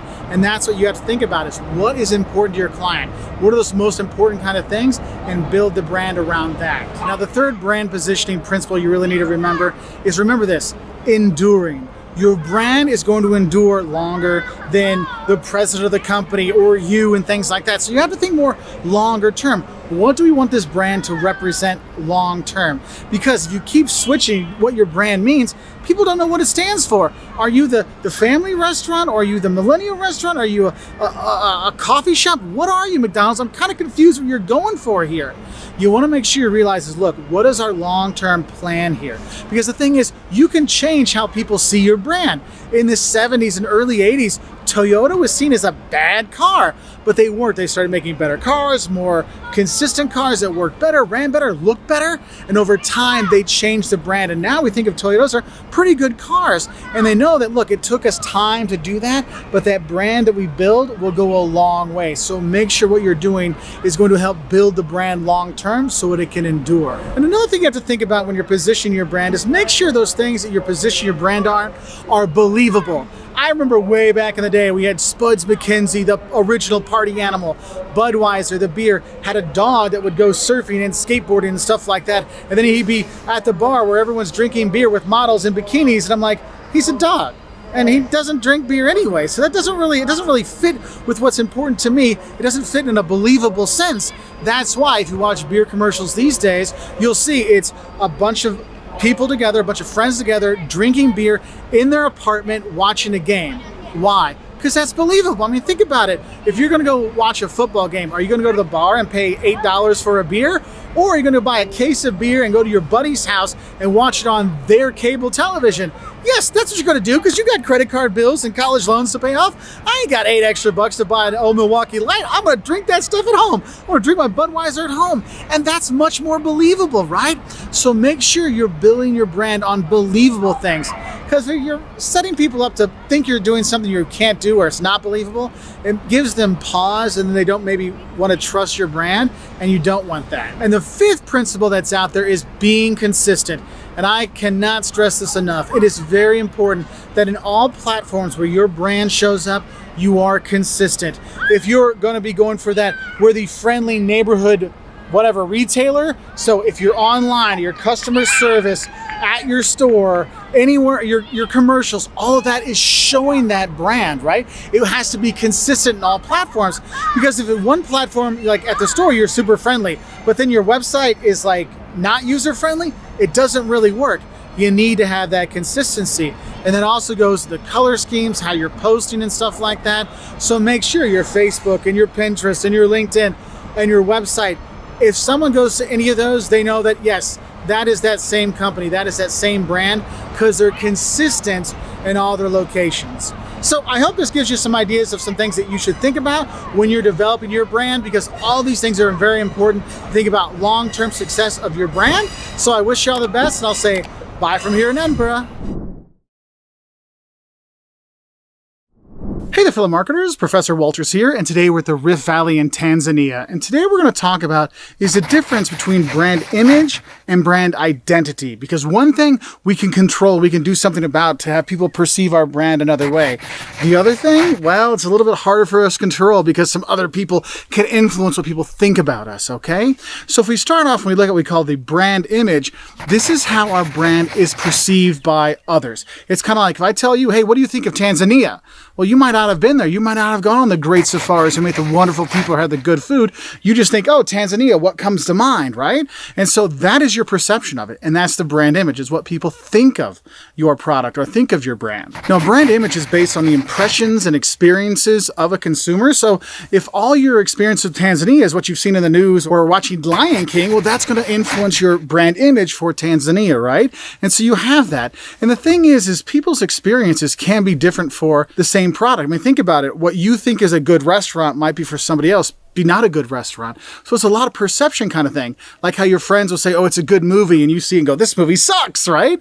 And so you do have that. So it's really based on your perception and your experiences. And so therefore it's very judgmental. It's very selective about things.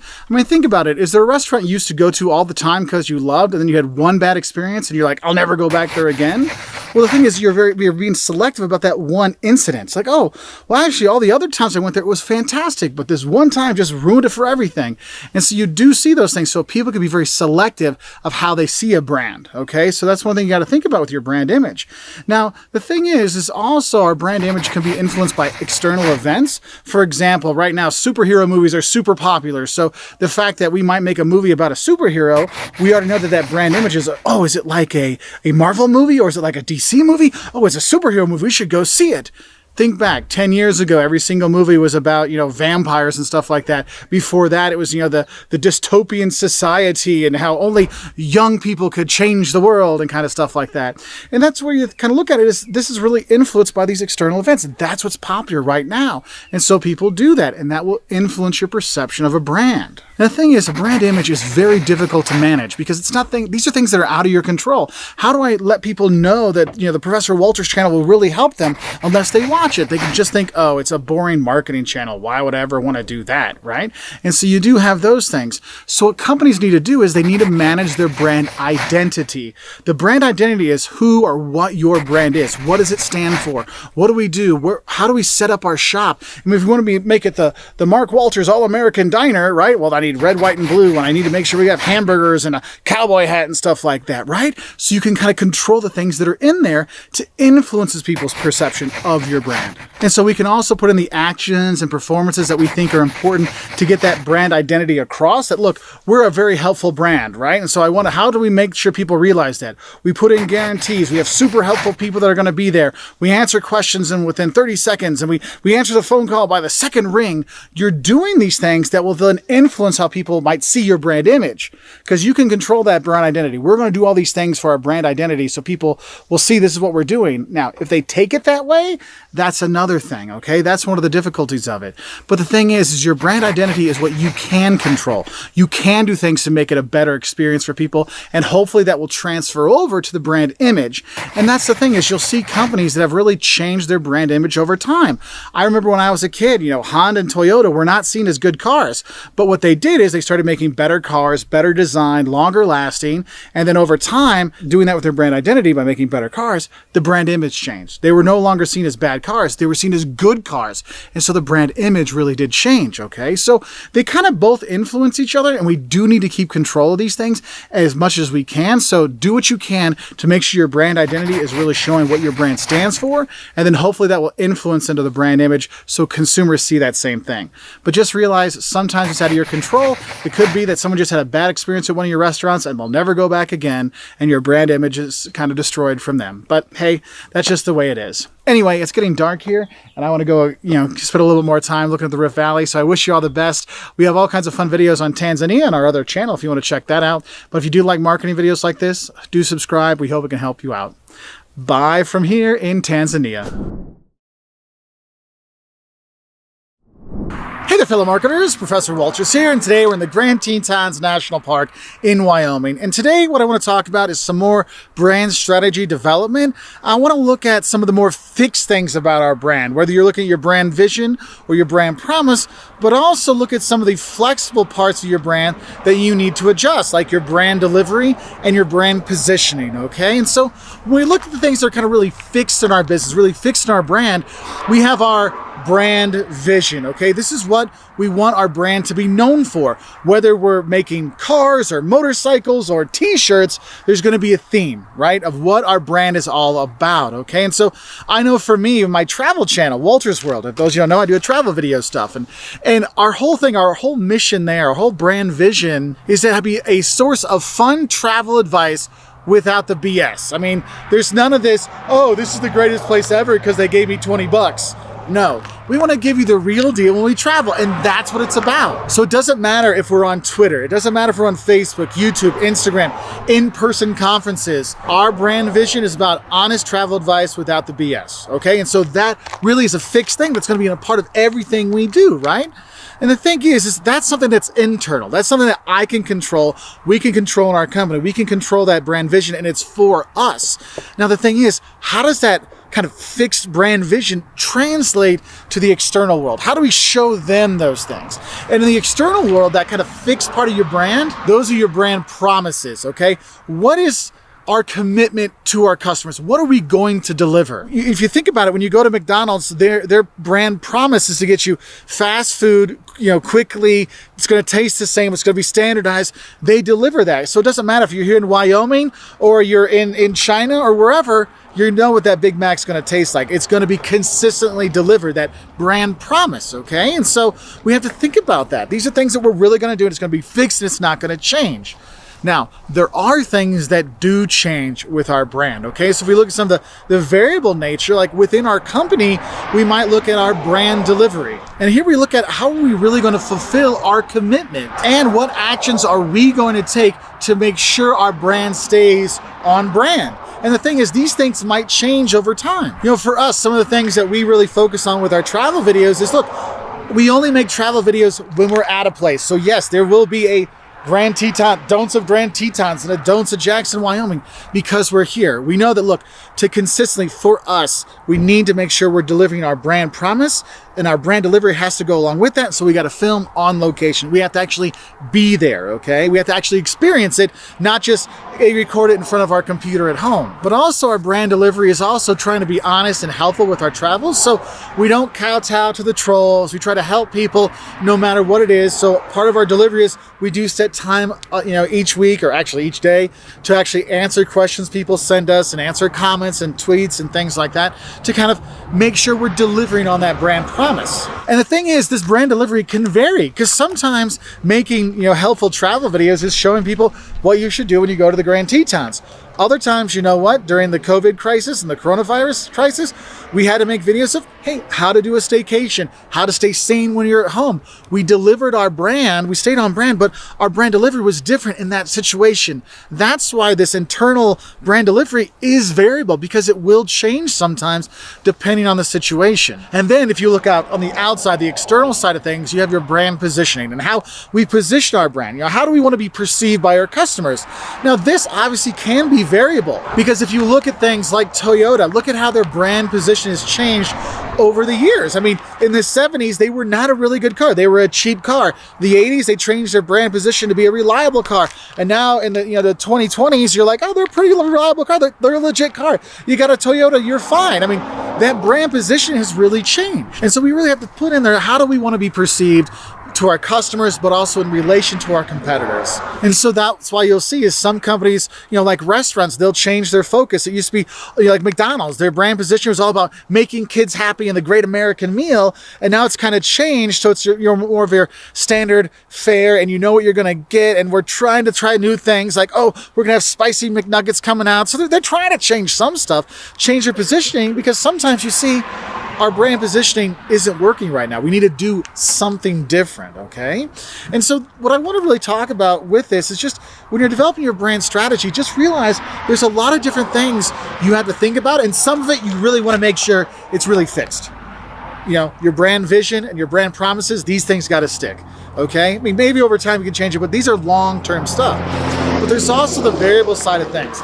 How your brand delivery changes for you internally, but also how your brand positioning may change just due to the circumstances that are out there. Okay, so I hope this helps you have a better understanding of the different parts of brand development. And I do wish you all the best. And honestly, if you ever come out to the Grand Tetons National Park, it is well worth it. It is gorgeous here. Anyway, I'll say bye from here in Wyoming.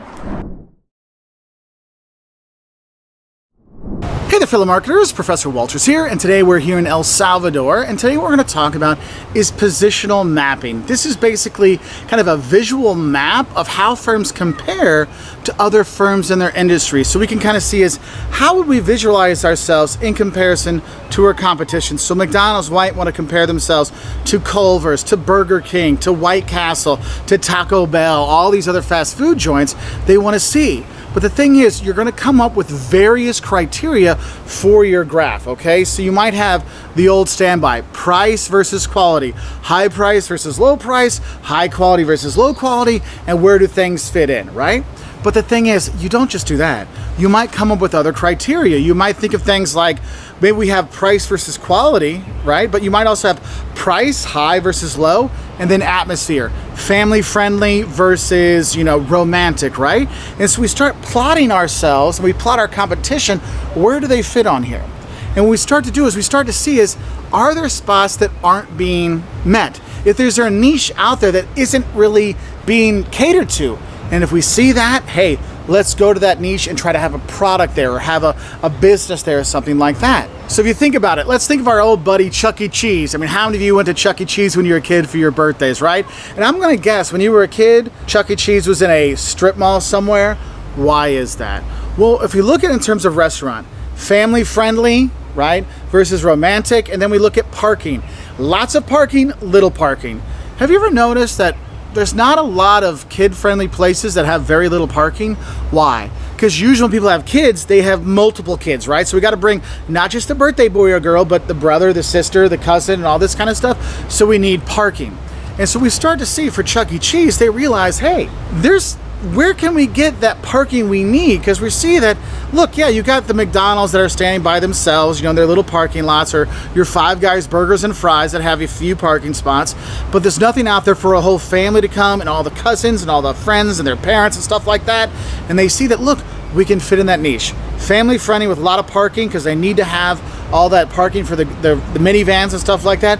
Boom, let's put our Chuck E. Cheese's right there in the strip mall. I mean, that's what they do. They kind of see these things. There's that whole niche that we're not going for. Or if we look in terms of restaurants, other kinds of restaurants, let's look at it in terms of selection. Lots of selection versus few selections.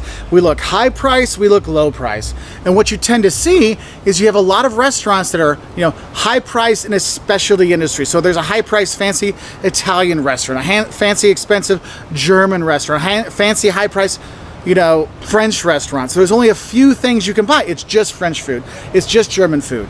And places like the Cheesecake Factory, they saw that, look, there's not a high price restaurant that has a wide selection. So what should we do? And if any of you have ever been to the Cheesecake Factory and they bring you the menu, I think they actually have to have two people bring it out to you because there's so many things on there. They realize, hey, we can charge this high price and have a wide selection for people to choose from because no one else is doing that. That's why everyone loves going to the Cheesecake Factory, because it doesn't matter what you like, they'll have something for you. And that really comes down to this positional mapping. They've mapped it out and saw, look, there's nobody doing this, let's go there. And so when you do this as a company, you're gonna do multiple position mappings, not just price versus quality. It could be the atmosphere versus the price. It could be parking versus, like I said, high-low quality, high-low price, all kinds of stuff. You kind of fit it out. For example, here in El Salvador, I'm here at a surfer's place, right? And so for them, they already know that, look, people coming to El Salvador are looking for low-cost vacations. So I'm not looking for that.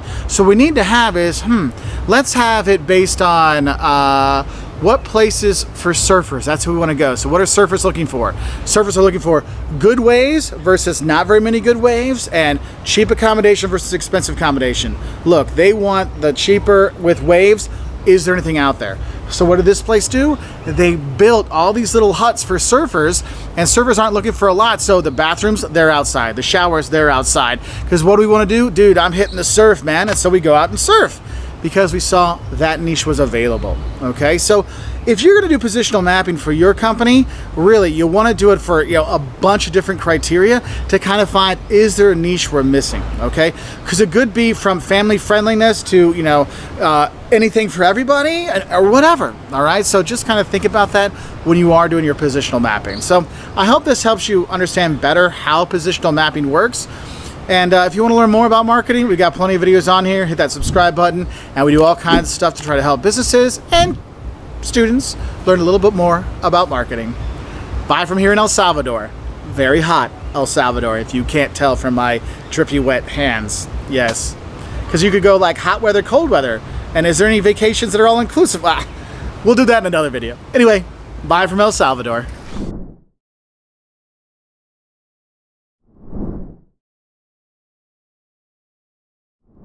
Hey there, fellow marketers, Professor Wolters here, and today we're going to talk about selecting a brand name for your products, services, firms, paintings in your house. This is Marie Antoinette, huh?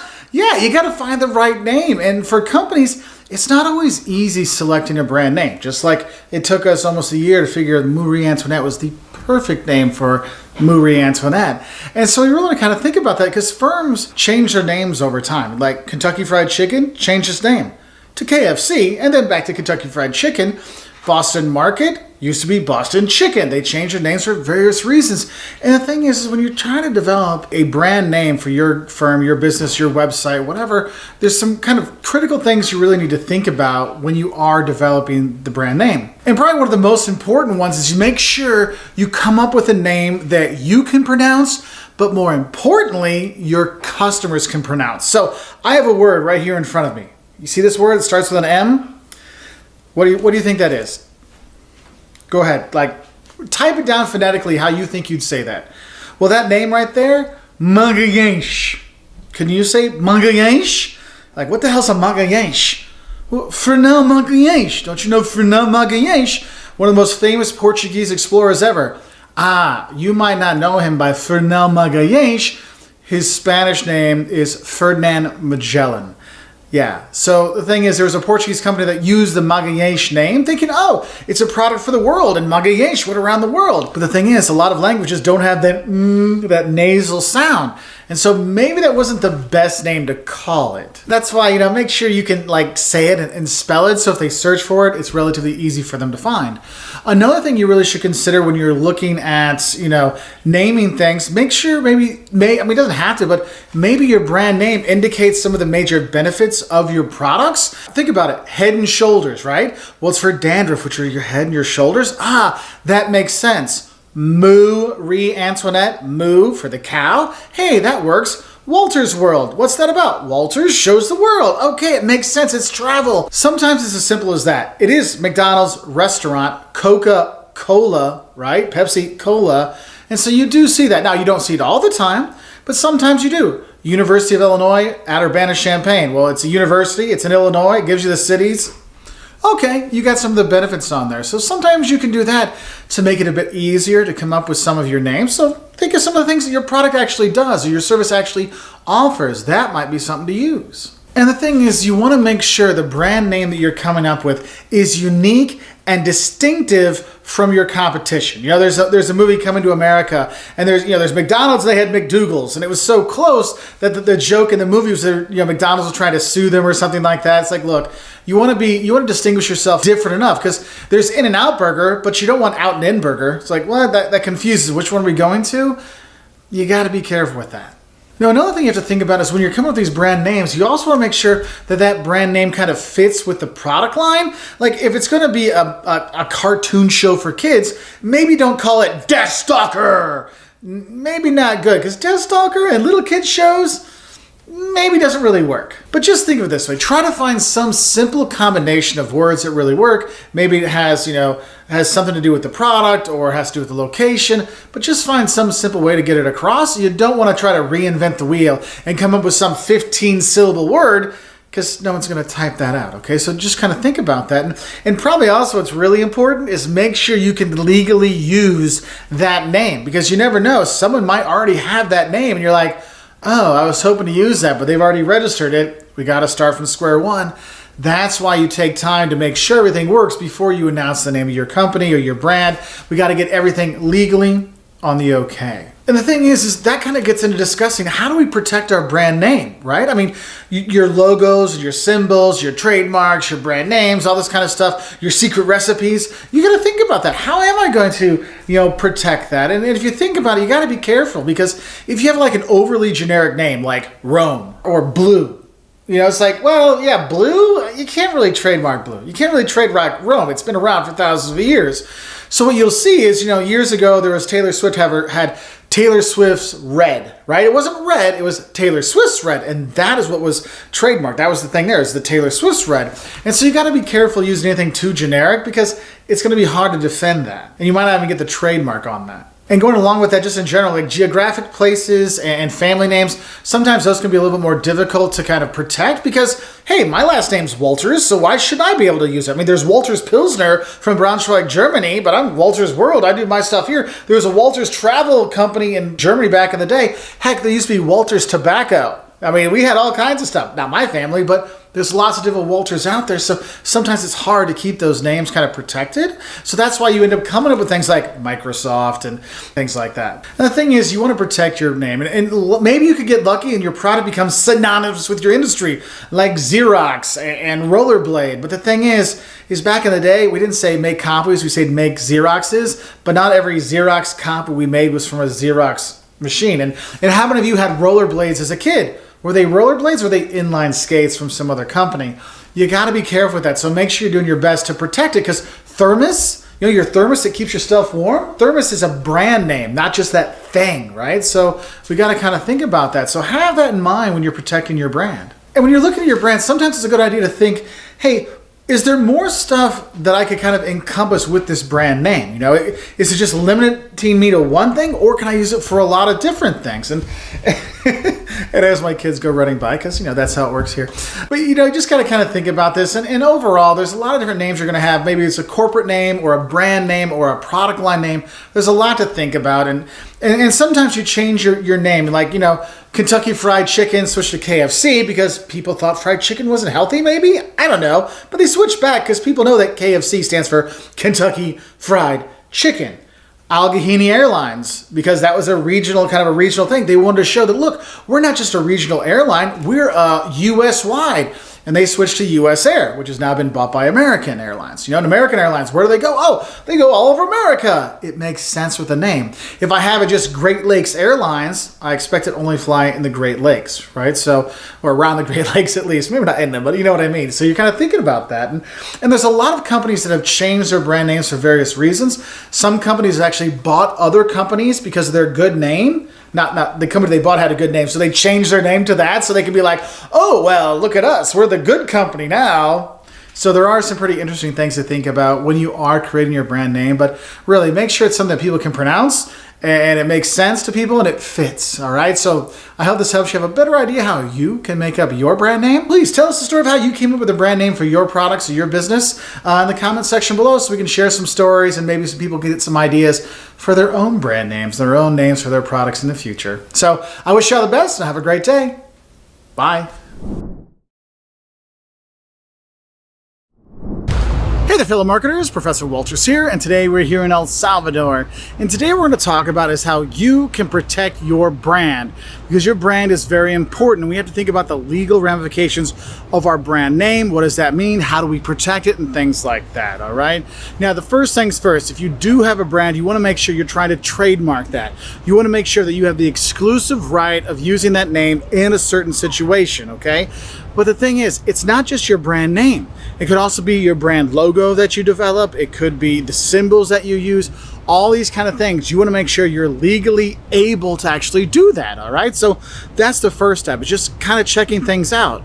That's why when I talk to companies, I'm like, look, you want to start a brand, you want to start a new product, make sure you can get the legal use of that brand name. Make sure you can get the Twitter feed for that name. Make sure the Facebook page, the website, all these kind of things, because someone else has already taken that. Even if it's not in your country, that can lead to problems, okay? So you want to kind of think about those. So make sure, step one, we can legally protect our brand names with trademarks when we want to copyright stuff, things like that. Because the thing is a lot of people don't realize is if you use overly generic names, you could have some problems. Like, oh, we want to trademark red. Well, here's the thing. Red, you can have a tough time trademarking red. And a lot of people, 5-10 years ago when Taylor Swift came out with Taylor Swift's Red, they're like, look, Taylor Swift got red, trademarked. No, she didn't. She got Taylor Swift's Red protected, because red is such a broad topic, it's really hard to kind of protect that. Well, what about Johnny Walker, the liquor? They have Johnny Walker Black Label, they have Johnny Walker Blue Label. Yes, they have Johnny Walker Blue Label. It's all together. It's not just blue, okay? So you got to realize that overly generic names are really difficult to protect. Another kind of thing that's kind of difficult to protect is if you're looking at family names or geographic locations. So for example, Wolters. Hey, we've got Wolters World. We've got Professor Wolters. Well, if you go to Germany, there used to be Wolters Cigarettes, Wolters Travel Agencies. There's all kinds of things out there. And it's kind of hard to keep people out. No one can trademark the name Wolters. Well, there's a lot of Wolters out there. Imagine if you're the Smith family. There's lots and lots of Smith families out there too. So you have to think about those things when you're trying to use a name. So that's why you want to make sure you put it in there. Like, look, it's Wolters World, Travel and Culture, Professor Wolters, and we have these things on there to make sure we can protect that, okay? And if you're looking at destinations, for example, people like to be cool and fashionable, just like in Italy. And so like, oh, we're going to patent the name Rome. Well, Rome or Roma? Come on, that city's been around for a few thousand years. You can't trademark that, these kind of things. And so what you'll see is you're trying to figure out ways you kind of bring that in. Again, Wolters World, Roma, the scent for the husky traveler, whatever. But you have to do something out there, because just using a name, a place, like a family name, a place location name, or just a generic name, is going to be really hard to protect, because someone else can come in and say, look, I've got Rome water and I've got Rome this, and so it makes it more difficult, okay? That's why companies like Haagen-Dazs, they made up the name, because no one else had that. We can do that, and what symbolizes with that, it sounds so European, so people pay more for our ice cream.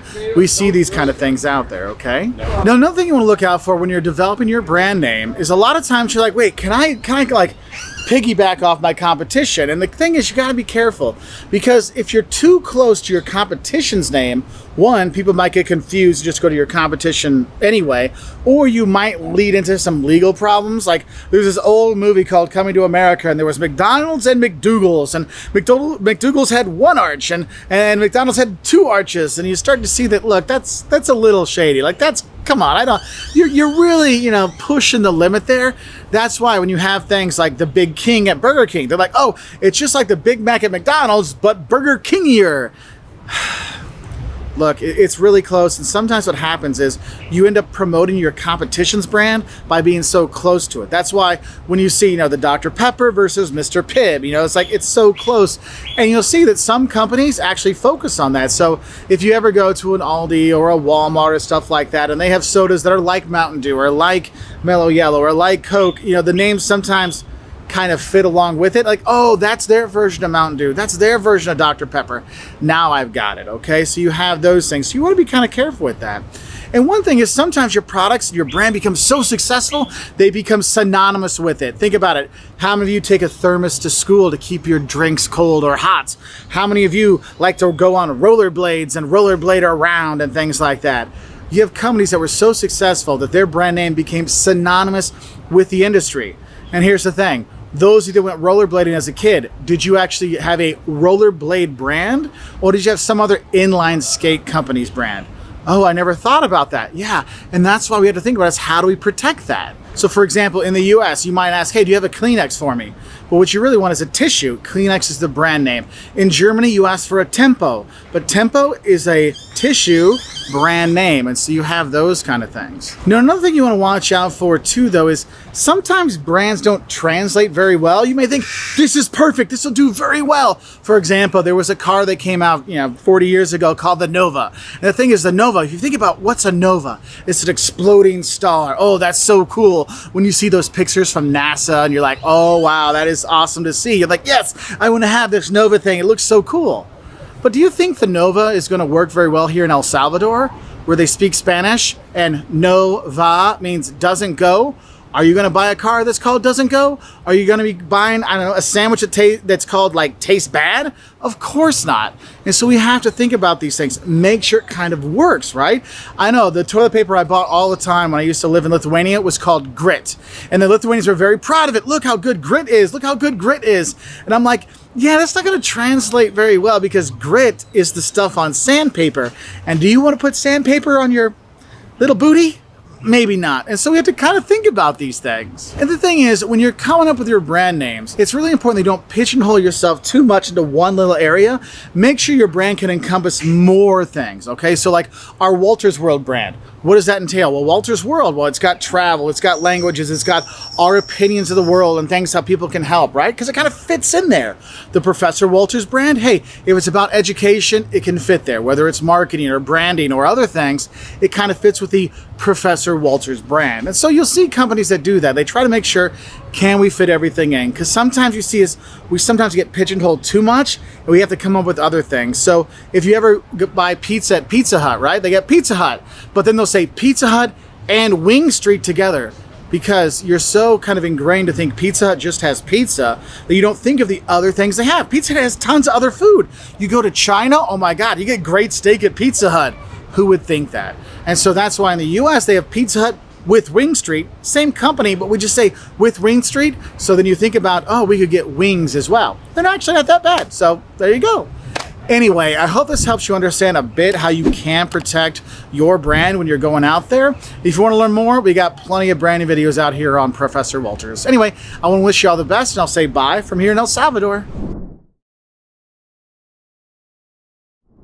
Hey there, fellow marketers, Professor Wolters here, and today we're here in Strasbourg, France, and today we're going to talk about is packaging and what they do for us as companies in order to help us with our products.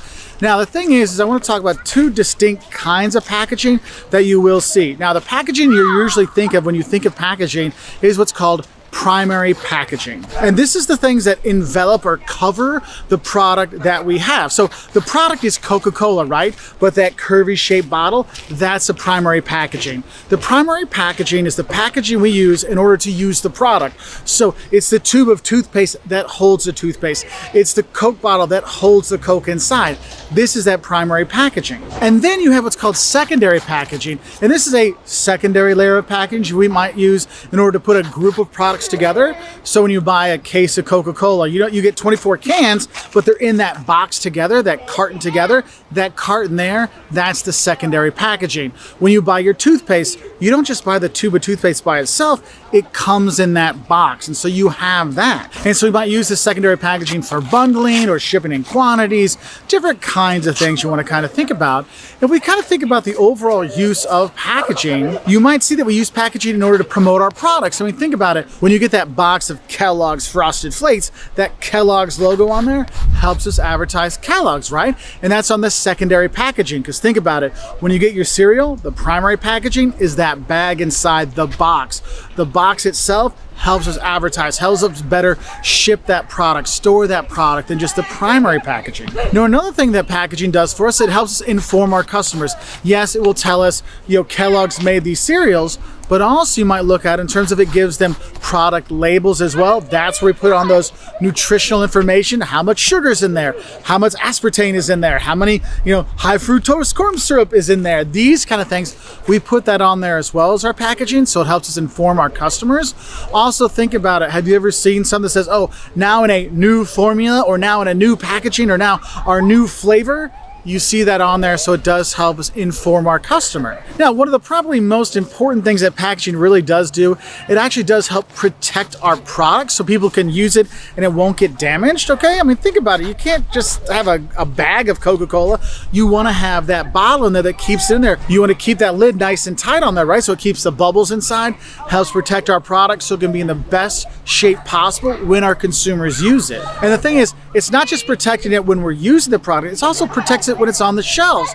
I mean, how many times have you gone to the grocery store and you saw a box of cereal that got smashed or something like that, and you're like, I don't know if that's any good, and you're not worried about that box on the outside, it's that bag on the inside. If it's still sealed, I'm totally cool with that. Because the thing is another really important thing that packaging does, it protects our products from tampering. I mean, years ago, there was a really horrible outbreak of people tampering with medicines, and people would buy medicine and it'd be poison and they'd die. I mean, it was a really horrible thing. And so we had that packaging to protect us. That's why when you have your bottle of Coke, you'll notice on the twist top, it has that like little poppy thing on there, the safety seal. You want to make sure that's on there. I mean, remember a while back, there was all those videos of people licking the ice cream in the containers. Oh my God, it was so gross.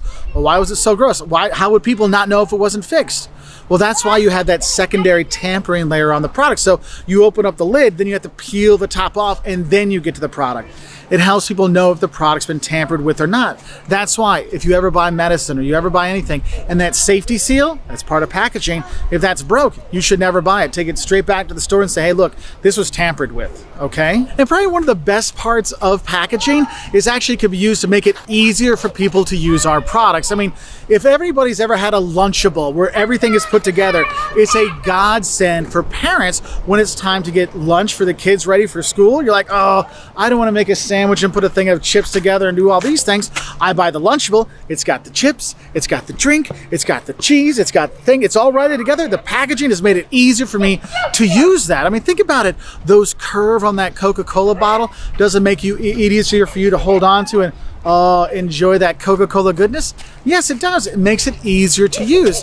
And that's one of the things you want to be careful about. You want to make sure your packaging actually is making it easier for people to use, not more difficult for it to use, okay?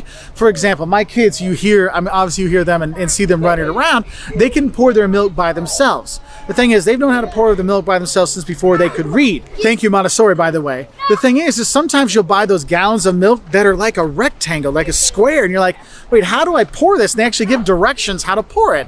Now, for Walmart, it was really great because they could stack milk on top of each other so they could save money in inventory costs. But the problem is for your consumers, they had to have instructions how to pour milk. That is not what you want. You do not want your packaging to make it more difficult for consumers to use. So do be careful with that. And you might see another thing that could be a benefit of your packaging. It can make it more appealing to people. Like, have you ever seen those fancy water bottles? Like, oh, Perrier, it's got that fancy bottle. The packaging looks so good. Yeah, that can inspire people as well. So there's really a lot of things that packaging does, aside from holding the product or keeping it safe. It does a lot more than that, okay? So I hope this helps you understand the difference between primary and secondary packaging and what packaging does for products. Anyway, I wish you all the best, and I'll say bye from here in Strasbourg, France.